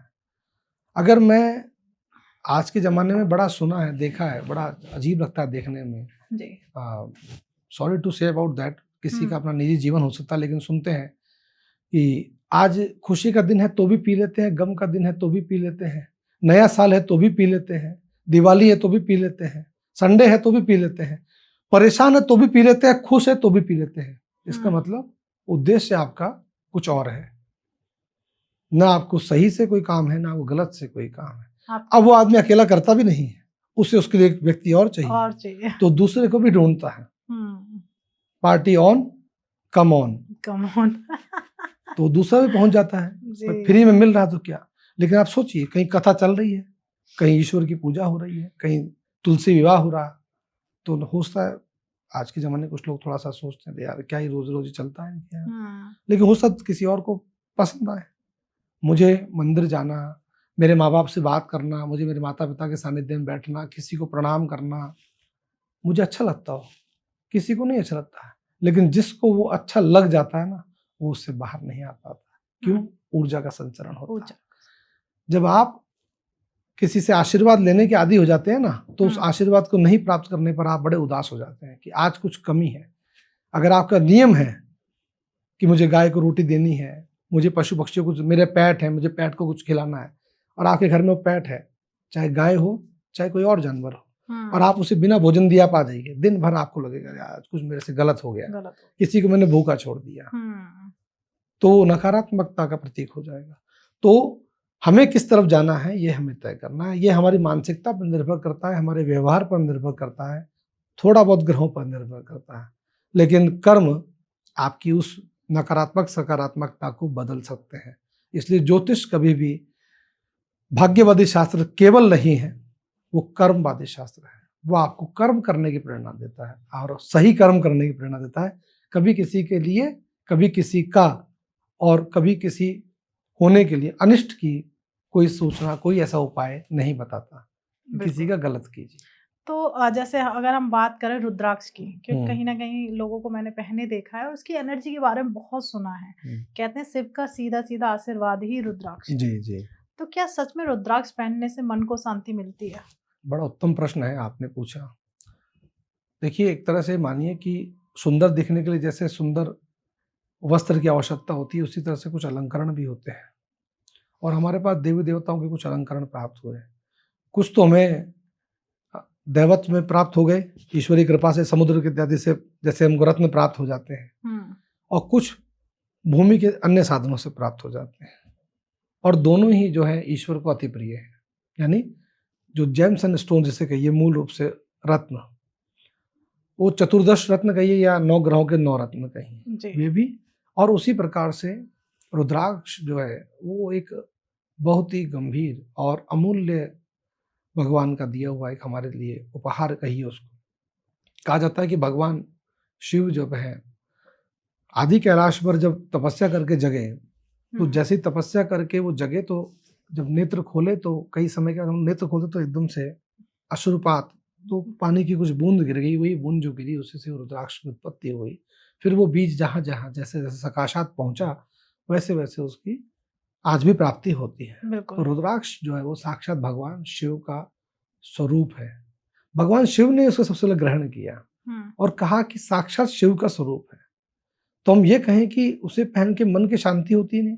आप सोचिए, मैंने भगवान शिव को धारण कर रखा, इस भावना से धारण कर रखा, तो हमें एक सुंदर अलंकरण जैसे हमें खुश करता है कि मैंने एक मोती का सेट पहना है, या मैंने एक बहुत चमचमाता हुआ हीरो का हार डाला हुआ है, या ब्रासलेट डाला है, अंगूठी पहनी है, तो हमें कितनी प्रसन्नता होती है। तो जिसने रुद्राक्ष पहना उसे कितनी प्रसन्नता होती है। खास तौर से संतों को, महंतों को आपने देखा होगा, बड़े से बड़े, एक लंबी चौड़ी, बहुत सारी गंभीर, उतने ही प्रसन्नचित्त होकर के, ऐसे नहीं कि वो दिखावा करने के लिए, उनकी आदत है, उन्हें चाहिए, उसके बिना उनकी ऊर्जा नहीं काम करती है। तो रुद्राक्ष जो है वो भगवान रुद्र का ही नेत्र है, और 1 से लेके 21 मुखी तक रुद्राक्ष आते हैं। हमारे पास हमारी संस्था के द्वारा भी सिद्ध करे हुए रुद्राक्ष दिए जाते हैं, और समय समय पर ही उन्हें सिद्ध किया जाता है। ऐसा नहीं होता कि कभी हमने कहीं से कुछ लिया और उसे बनवाया और उसे धारण कर लिया। भावना की दृष्टि से हम बात नहीं कर रहे हैं, उपाय की दृष्टि से हम बात कर रहे हैं। तो सिद्ध किया हुआ रुद्राक्ष ही काम करता है, कारगर करता है। तो हर व्यक्ति के लिए हर उपयोगी है कि नहीं है, यह भी विचार करना होता है, और कब किसे धारण करना चाहिए, ग्रहों के अनुसार भी रुद्राक्ष का वर्णन किया जाता है। तो जो लोग बहुत महंगे से जेम्स एंड स्टोन्स नहीं ले पाते हैं, तो उनके लिए वह भी एक साधन है। दूसरा, भावना से तो है ही, तो रुद्राक्ष तो सभी को ही पहनना ही चाहिए, और बहुत ज्यादा सकारात्मक ऊर्जा का केंद्र है रुद्राक्ष, तो जिसकी पहचान इससे होती है कि जो तांबे के अंदर स्थिर नहीं रह पाता है, वही तो रुद्राक्ष होता है। उतना उसमें ऊर्जा होती है कि वो जिस प्रकार से भूमि घूमती है, दो ध्रुव के बीच में, ठीक उसी प्रकार से रुद्राक्ष भ्रमण करता है स्वतः। हम्म, तो उसमें इतनी ऊर्जा है, तो वो आपकी भी सारी नेगेटिविटी को खींच के रखता है। और हमने देखा है खास तौर से रोगियों पे, या मानसिक रूप से रोगियों पे, या कहिए कि जो परेशान हैं लोग। आजकल एक बड़ी समस्या है आज के ज़माने में, हम देखते हैं हाइपर एक्टिविटीज़, एंग्जाइटी, हम्म, इसको तोड़ने के लिए रुद्राक्ष बहुत कारगर है। वाह। तो रुद्राक्ष के जैसे और भी चीजें हैं जिन्हें हम धारण कर हाँ, सकते हैं? बहुत अच्छा। रुद्राक्ष की तरह ही हमें मूंगे की माला होती है, स्फटिक। स्फटिक के साथ साथ में हमें और भी ऐसे यंत्र, और उनके द्वारा यंत्र नहीं, और कहिए यंत्रों के बनाए हुए जो जैसे गले में धारण करने वाले होते, जैसे लोग साधारण भाषा में ताबीज कह देते हैं, जबकि ताबीज हिंदी शब्द नहीं है, लेकिन हाँ, तो गले में जो लॉकेट इत्यादि दृष्टि पहना जाता है, तो वह भी काम करता है। तो स्फटिक रुद्राक्ष की तरह ही वे सब भी काम करते हैं, लेकिन आवश्यकता के अनुसार ही पहनना चाहिए। और कुछ ऐसा भी है कि जिसे सब लोग पहन सकते हैं। कुछ ऐसे रुद्राक्ष हैं जिसकी कि भाई पंचमुखी वाला है, तो सब लोग धारण कर सकते हैं, जी जी जी। ठीक है। तो एक विशेष होता है, एक साधारण होता है, और उसके साथ साथ में स्फटिक है, और मूंगे की माला है, कई सारे रत्नों की या और अन्य चीज़ों की है। वो समय समय पर बताई जाती हैं, रेमेडीज के साथ हम आपको और बताएंगे उससे डिटेल में। बिल्कुल। और वो हमारे पास हमारी संस्था के माध्यम से उपलब्ध भी होती हैं, और क्योंकि जो पूर्ण रूप से सही तरीके से जिसे ऊर्जित करके रखा जाता है वही दिया जाना चाहिए, वही कारगर भी होता है। बिल्कुल। लौकी कितनी देर का हुआ है हमारा? सर हमारा 1.5 घंटे का हो गया, तो आप चाहते क्योंकि ज़्यादा लंबा जाएगा तो कहीं ना कहीं ऑडियंस उतना नहीं लंबा। नहीं नहीं नहीं, ठीक है। इसमें से आप जो कटिंग करना वो आप देख लीजिएगा। कटिंग तो मतलब इतनी भी नहीं हो सकती। नहीं कटिंग के लिए तो आपको है ही लगता नहीं हो सर। कोई क्वेश्चन स्पेस रह रहा हो तो आप उसको हटा सकते हैं, कोई दिक्कत नहीं ठीक है, है। तो अब ये बताइए मुझे, मैं वास्तु को इसमें ऐड ऑन करूँ फिर हम्म। हमारा ये 2 घंटे का चला जाएगा सर पूरा पॉडकास्ट। कितनी देर का होता है पॉडकास्ट अपना? 1 घंटे का। 1 घंटे का होता है, अच्छा। क्योंकि फिर ओह। एक्चुअली क्या होता है, जो हमारा वैल्यू है ना वो घट जाती है। जैसे लोग देखते हैं 2 घंटे का पॉडकास्ट है तो उसे स्क्रॉल कर देते नहीं हैं। नहीं, ठीक है, तो उसको आधा कट करके दूसरे वाले में कहीं बाद में इसको एडिट कर लेंगे, कोई दिक्कत नहीं है। आप जैसा आपको सही लगे वैसा करिएगा। हाँ, क्योंकि एक ऐसा विषय है वास्तु का आप इसमें जो है ना थोड़ा सा अंश रख लीजिए, ताकि ठीक है। उसको आप लास्ट में उसमें जो है कहीं आपको लगे उस वाले को अपन एडिटिंग जब करेंगे तो उसको हटा देंगे वहां से। Done done. ठीक है, ठीक है, वास्तु का। और वास्तु के 2 सवाल कर लेती कि हूँ हमारे पास में और जैसे वास्तु। जो हाँ हमारे प्लेटफॉर्म है वहाँ पर हमको क्या क्या हम उपलब्ध करवाते हैं, 2 चीज़ें हमको। ठीक है, मैं पहले वास्तु को ले लेती हूँ फिर प्लेटफॉर्म वाला ले लेती हूँ। जैसे अभी मैं ले लेती हूँ, आप बता दीजिए। जैसे अभी आप संस्था की बात कर रहे हैं कि जैसे रुद्राक्ष है, स्फटिक है, बहुत सारे रत्न सिद्ध करके मिलते हैं जी। ऐसे आपके प्लेटफॉर्म पे हमें और क्या क्या चीजें मिल सकती है? पहले हमने चर्चा करी ऊर्जा की, जी। वही ऊर्जा ही जो है हमारे यंत्रों को, मंत्रों को, रत्नों को सिद्ध करने की परंपरा है। सिद्ध करने का मतलब ही उसे ऊर्जावान बनाना। जी। कोई हमारे लिए तब सहायक होगा जब हम उसकी उपासना करते हैं, जब उसकी हम सहायता की आवश्यकता बताते हैं। तो ऐसे ही विशेष समयों पर मुहूर्त के अनुसार बहुत सारे समय ऐसे बताए गए हैं कि कब किस समय में किस यंत्र को या किस मंत्र को या किस धारण करने योग्य ताबीज इत्यादि को बनाया जाना चाहिए, किस तरह से बनाया जाना चाहिए, किस लिए बनाया जाना चाहिए, और कैसे उसे पहने, साथ ही साथ वो हमारे लिए कब उपयोगी होगा। ठीक है, तो उसके लिए भी एक समय दिया कि धारण कब करना है। तो बनाने से लेकर के धारण करने तक उसका एक क्रम है, और साथ ही साथ जब बनाते तो उसे उस देवता के साथ में, उस देवता का जो आवश्यकता है उसमें जितनी जो उसका विधान बताया गया है, उतने मंत्रों का जाप, उतने हवन इत्यादि वस्तु उसमें चाहिए, उन सब के हिसाब से उसे बनाए तभी वो कारगर होता है, नहीं तो वो पूरी तरह से काम नहीं करता है। हमें लगता है तो हमने धारण तो कर लिया, स्टोन्स पहन लेते हैं, काम तो नहीं कर रहा, तो उसमें थोड़ा सा जब इतना मेहनत कर ही रहे हैं तो थोड़ा सा क्यों ना उसे ऊर्जित करके। तो हम लोगों को, मैंने आपको कहा कि भाई हमारा प्रमुख उद्देश्य है सही जानकारी, ताकि भ्रम जो चल रहा है वो टूटे। दूसरा, सही वस्तु जो जैसे लेना चाहिए वो वैसे दी जाए, ताकि किसी के लिए वो उपयोगी ही हो, भलाई करे, कोई किसी प्रकार का नकारात्मक या नुकसान करने का तो उस प्रश्न ही नहीं उठता है। जब बिल्कुल। तक उसे उस विधि विधान से नहीं पहना जाएगा तब से वो किसी हमारे लिए काम की नहीं है। हुँ, तो उसके तो ऐसा हम क्यों दें? तो हम कम से कम लोगों को सही चीज़ प्राप्त कराने की दृष्टि में दिशा में एक काम करती एक टीम है, जो इस पे काम करती रहती है समय-समय पर। बिल्कुल। जैसे शरद पूर्णिमा गई, तो उस समय पे कुछ चीज़ों को सिद्ध किया जाता है। अभी दीपावली के अवसर पर हुँ, बहुत लोगों का हमारे पास में फ़ोन भी आया, डिमांड भी आती है कि श्री यंत्र उपलब्ध कराएँ या वास्तु यंत्र लगातार काम आते हैं, सुदर्शन यंत्र बहुत काम आते हैं। देवियों के यंत्र है, बगलामुखी यंत्र है इत्यादि बहुत सारे दुर्गा यंत्र हैं, गाड़ियों में उपयोगी होते हैं, इंडस्ट्री के अंदर उपयोगी होते हैं, घर के वास्तु में उपयोगी होते हैं, साथ में बच्चों की पढ़ाई के लिए सरस्वती यंत्र या नील सरस्वती का प्रयोग, उनके लिए गले में धारण करने योग्य और भी यंत्र हम लोग देते हैं बच्चों को। बच्चों का मन नहीं लग रहा है, बच्चे सही दिशा में पढ़ाई मेहनत नहीं कर रहे हैं, क्या वो सही से निर्णय नहीं कर पा रहे हैं, परीक्षा के समय बच्चे घबरा जाते हैं, तो इन सब के लिए उनका प्रयोग हम लोग करवाते हैं समय-समय पर। ऐसा नहीं होता बाज़ार से लाए, खरीद दी, रख दीजिए उसके पास में तो काम नहीं करता है। एक सिस्टम होता है उसके लिए उसको भी मेहनत करनी होती है कि हुँ, मुझे डेली इस पे इतना कुछ अर्चन, अर्पण या मंत्र या निधिध्यासन करना है, तब वो उसके लिए भी उपयोगी होता है। तो हम अपना कार्य करके आपको पूरी तरह से विधि-विधान से उसको उपलब्ध कराने का प्रयास करते हैं और देते हैं। उसके बाद कुछ आप पर निर्भर करता है, आप उसे उतने ही विश्वास और जो आपको आवश्यक है उतना काम वह व्यक्ति भी करे, तो वो पूरी तरह से काम करता है, ये हमने देखा है। तो अभी हमने यंत्रों के बारे में चर्चा करी। जी। तो मूल रूप से पारंपरिक रूप से इसे कहते हैं भूर्जपत्र। हुँ, भूर्जपत्र जो है वो विशेष वृक्ष की छाल से छाल बनता से है बनता है, राइट। और इसके ऊपर में एक विशेष समय पर हर देवी-देवताओं के यंत्रों का निर्माण होता है। हुँ, बीसा यंत्र भी होते हैं, ग्रहों के यंत्र भी होते हैं। हमने कहा सरस्वती, सुदर्शन, महालक्ष्मी, कुबेर इत्यादि सब यंत्र बनते हैं, वास्तु यंत्र बनता है इसके ऊपर।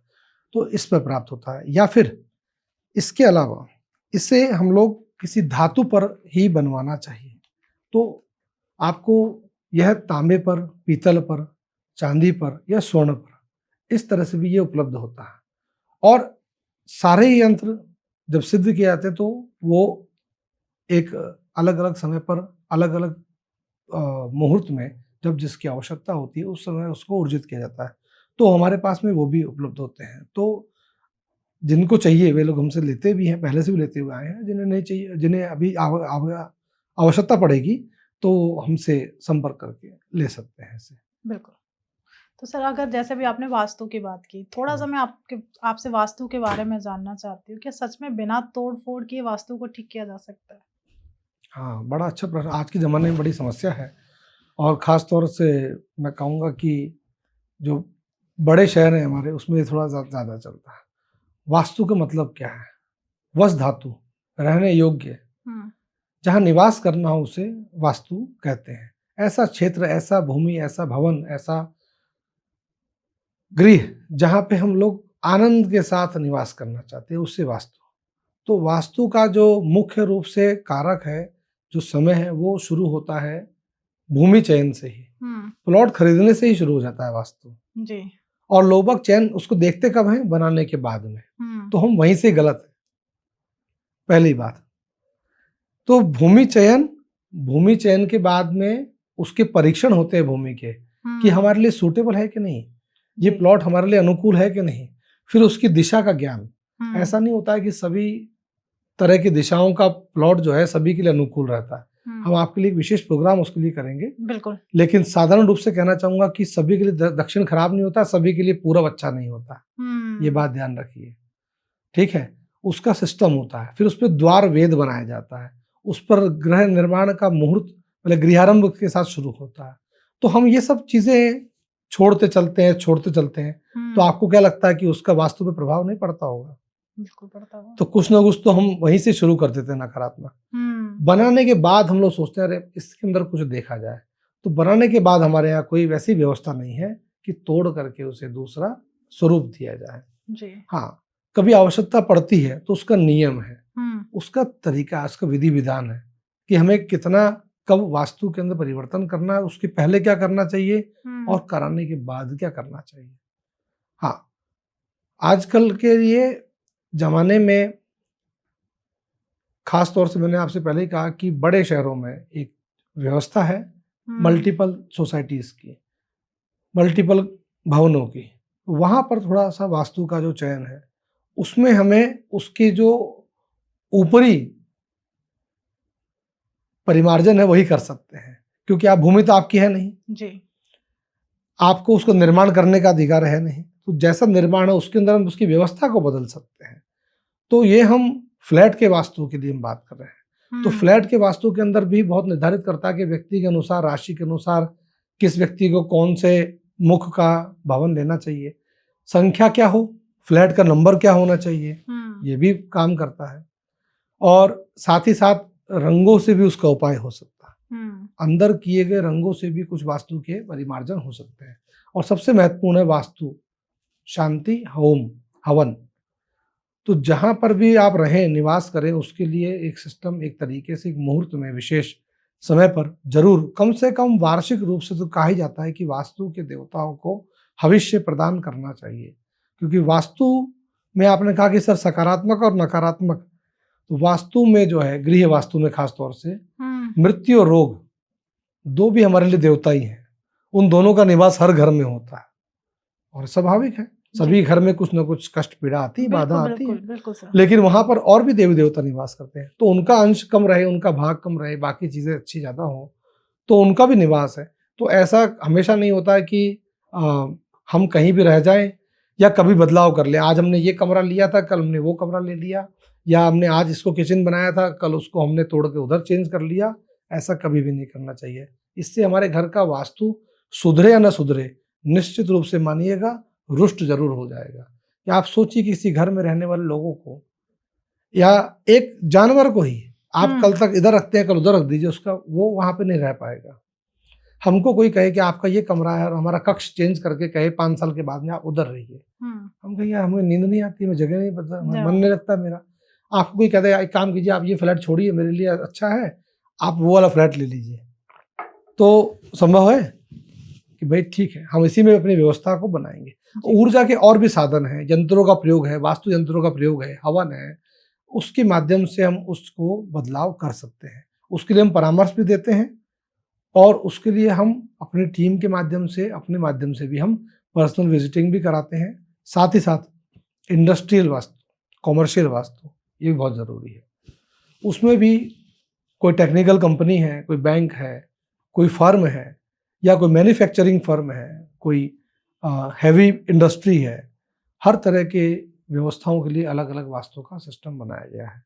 वास्तविकता में तो, कल्पना में, शास्त्रों में तो महल और दिव्य भवनों के लिए ही इसकी संकल्पना थी, पर बाद में क्रमोत्तर रूप से उसे बदला गया है, बढ़ाया गया है, समाज के हिसाब से उसे बदलाव करने के लिए एक आदेश प्राप्त है।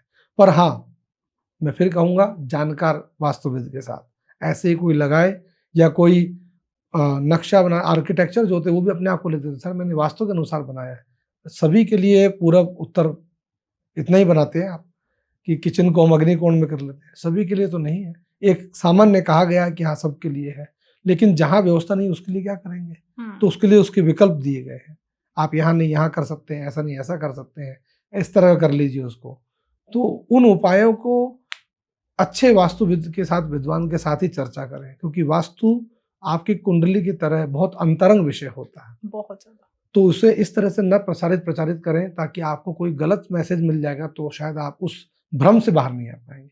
और भ्रम देना शास्त्र का काम नहीं है, सही शिक्षा देना शास्त्र का काम हो सकता है। बिल्कुल। और हम एंड की तरफ हैं, बहुत सारे ऐसे विषय हैं जिन पे हमें सर के साथ डीप में बात करनी चाहिए, क्योंकि आज एक ऐसे हमारे साथ आचार्य जी बैठे हैं जिन्होंने बहुत अध्ययन किया है हर एक विषय को लेके। तो आज ये एक परिचित वाला हमारा पॉडकास्ट रहा जहां हमने ज्योतिष के हर एक फील्ड को लेके चर्चा की कि इस तरीके के ज्योतिष हो सकता है। अब बात करेंगे कि ज्योतिष को हम कैसे समझें। अगर हम भाव की बात करें तो भाव क्या होता है, उसमें बैठा हुआ ग्रह क्या कहता है। अगर हम बात करें वास्तु की जो दिशाएं होती हैं, किस तरीके के वहाँ देवता बैठते हैं, हमें कैसे कैसे वास्तु को ठीक किया जा सकता है। तो आने वाले टाइम पे आप बहुत कुछ सीखने वाले हैं शास्त्री जी के साथ। और सबसे अच्छी बात मैं एक बता दूं कि जैसे हमने बीच में एक टॉपिक छेड़ा था रिलेशनशिप का, क्या किस तरीके से हम अपने रिलेशंस को ठीक कर सकते हैं अगर कुंडली में इस तरीके की प्रॉब्लम्स आ रही है। तो आने वाले एपिसोड्स बहुत मज़ेदार होने वाले हैं, तो प्लीज़ चैनल ज़रूर सब्सक्राइब कर लीजिएगा जिससे एक भी एपिसोड मिस ना हो, क्योंकि हर एक एपिसोड कुछ नया लेके आएगा। और थैंक यू, बहुत अच्छा लगा सर आपसे बात करके। सबसे पहली बात होती है कि कहीं न कहीं ऐसा लगता है कि हाँ, आज तो मन खुश हो गया कि ज्योतिष के बारे में एक बहुत अच्छा परिचय जानने को मिला। सर आप जो हमारी ऑडियंस है उन्हें कुछ एक मैसेज देना चाहेंगे? धन्यवाद आपका। मैं कहूँगा कि मैं ज्योतिष का विद्यार्थी हूँ और हमेशा अपने आप को विद्यार्थी ही मानना चाहूँगा। इसी को लेकर के आगे पढ़ना, अध्ययन, अध्यापन कराना चाहूँगा। आपको सही चीज़ का, सही विद्वान का सबसे पहले आपको जानकारी करनी चाहिए कि हम जिससे जो बात ले रहे हैं, क्या वो हमारे लिए परामर्श योग्य भी है या नहीं है, इसका हुँ, चयन तो आपको ही करना है। दूसरी बात कि हर एक चीज़ पर आप अंधविश्वास भी मत कीजिए बिल्कुल। और भ्रम को हटाने का प्रयास कीजिए। आपको एक से संतुष्टि नहीं होती, आप दूसरा ओपिनियन, तीसरा ओपिनियन ले सकते हैं, उसके लिए आप जाइए। और अगर आपको इस विषय में पढ़ना हो या आपको आवश्यक कोई वस्तु की आवश्यकता हो, जैसे यंत्र हो गया, स्फटिक हो गया, रुद्राक्ष हो गया, तो वो आप हमसे प्राप्त कर सकते हैं। आप प्रोग्राम, आपको उसकी एजुकेशन चाहिए हो तो उसकी भी हम देते हैं, लेकिन कृपया उसे व्यवसायीकरण की दृष्टि से न देखें, आप पढ़िए। और एक बात और, किसी भी चीज़ को अपनी कुंडली पर मत डालिए, सबसे पहले ये चीज़ ध्यान रखिए। ज्योतिष शास्त्र जो है वो ये देता है कि आपको सिखाता है लेकिन आपके लिए नहीं सिखाता। इसका प्रयोग कीजिए दूसरे के दूसरों लिए। की प्रॉब्लम्स को तो सॉल्व करने अपने ऊपर कुंडली का या किसी चीज़ को सुन करके डायरेक्ट अपने ऊपर एनालिसिस को मत कीजिए, कभी भी मत कीजिए। आवश्यकता है तो किसी विद्वान, किसी और से उसकी सहायता लीजिए। बिल्कुल। नमस्कार, राधे। और प्लीज़ अब ये जैसे सर ने कहा कि आपको कोई अभिमंत्रित चीज़ चाहिए अपने घर में सकारात्मक ऊर्जा रखने के लिए, तो सर की आप जैसे सर ने बताया कि आप सर से ले सकते हैं, तो अब सबसे बड़ी बात आएगी कि सर से कनेक्ट कैसे किया जाए, कैसे मिलें हम सर से? तो वैसे तो सारी डिटेल डिस्क्रिप्शन में है, फिर भी मैं सर चाहूँगी कि हमारी ऑडियंस कहीं न कहीं कन्फ्यूज़ हो जाएगी कि सर तो मैंने देख लिए, अब हम सर से कहाँ कंसर्न कर सकते हैं, कैसे मिल सकते हैं, कैसे ये सारी चीज़ें प्राप्त कर सकते हैं? आप हमारे पास इंस्टाग्राम पेज एस्ट्रो विज़डम के माध्यम से जुड़ सकते हैं, हुँ, फेसबुक पर भी है। काशी विश्वनाथ अनुसंधान केंद्र के नाम से भी आपको प्राप्त होता है। और उसके अलावा 12zod.com, इस वेबसाइट पे भी आपको वो वस्तु प्राप्त होगी और मुख्य वेबसाइट और सूचना की जो आवश्यक चीज़ें हैं, वो डिस्क्रिप्शन में आपको इसके साथ नंबर, वेबसाइट, एड्रेस के साथ आपको उपलब्ध करा दी जाएँगी, ताकि आपके व्यूअर्स को और उपयोगी लोगों के लिए वह समाज उपयोगी बन सके। बिल्कुल। और प्लीज़ ये पॉडकास्ट जितना ज़्यादा हो जाए आप अपने फ्रेंड्स और फैमिली के साथ शेयर कर दीजिए, और जो भी प्रश्न आप सर से पूछना चाहते हैं, वो कमेंट बॉक्स में डालिए। सर या सर की टीम आपको उसका आंसर देगी ही देगी। और प्लीज़ चैनल सब्सक्राइब कर लीजिए, एक सही मुहूर्त है चैनल सब्सक्राइब करने का। मिलते हैं एक नए एपिसोड में, जब तक आप अपने घर में स्वस्थ रहें, मस्त रहें। राधे-राधे।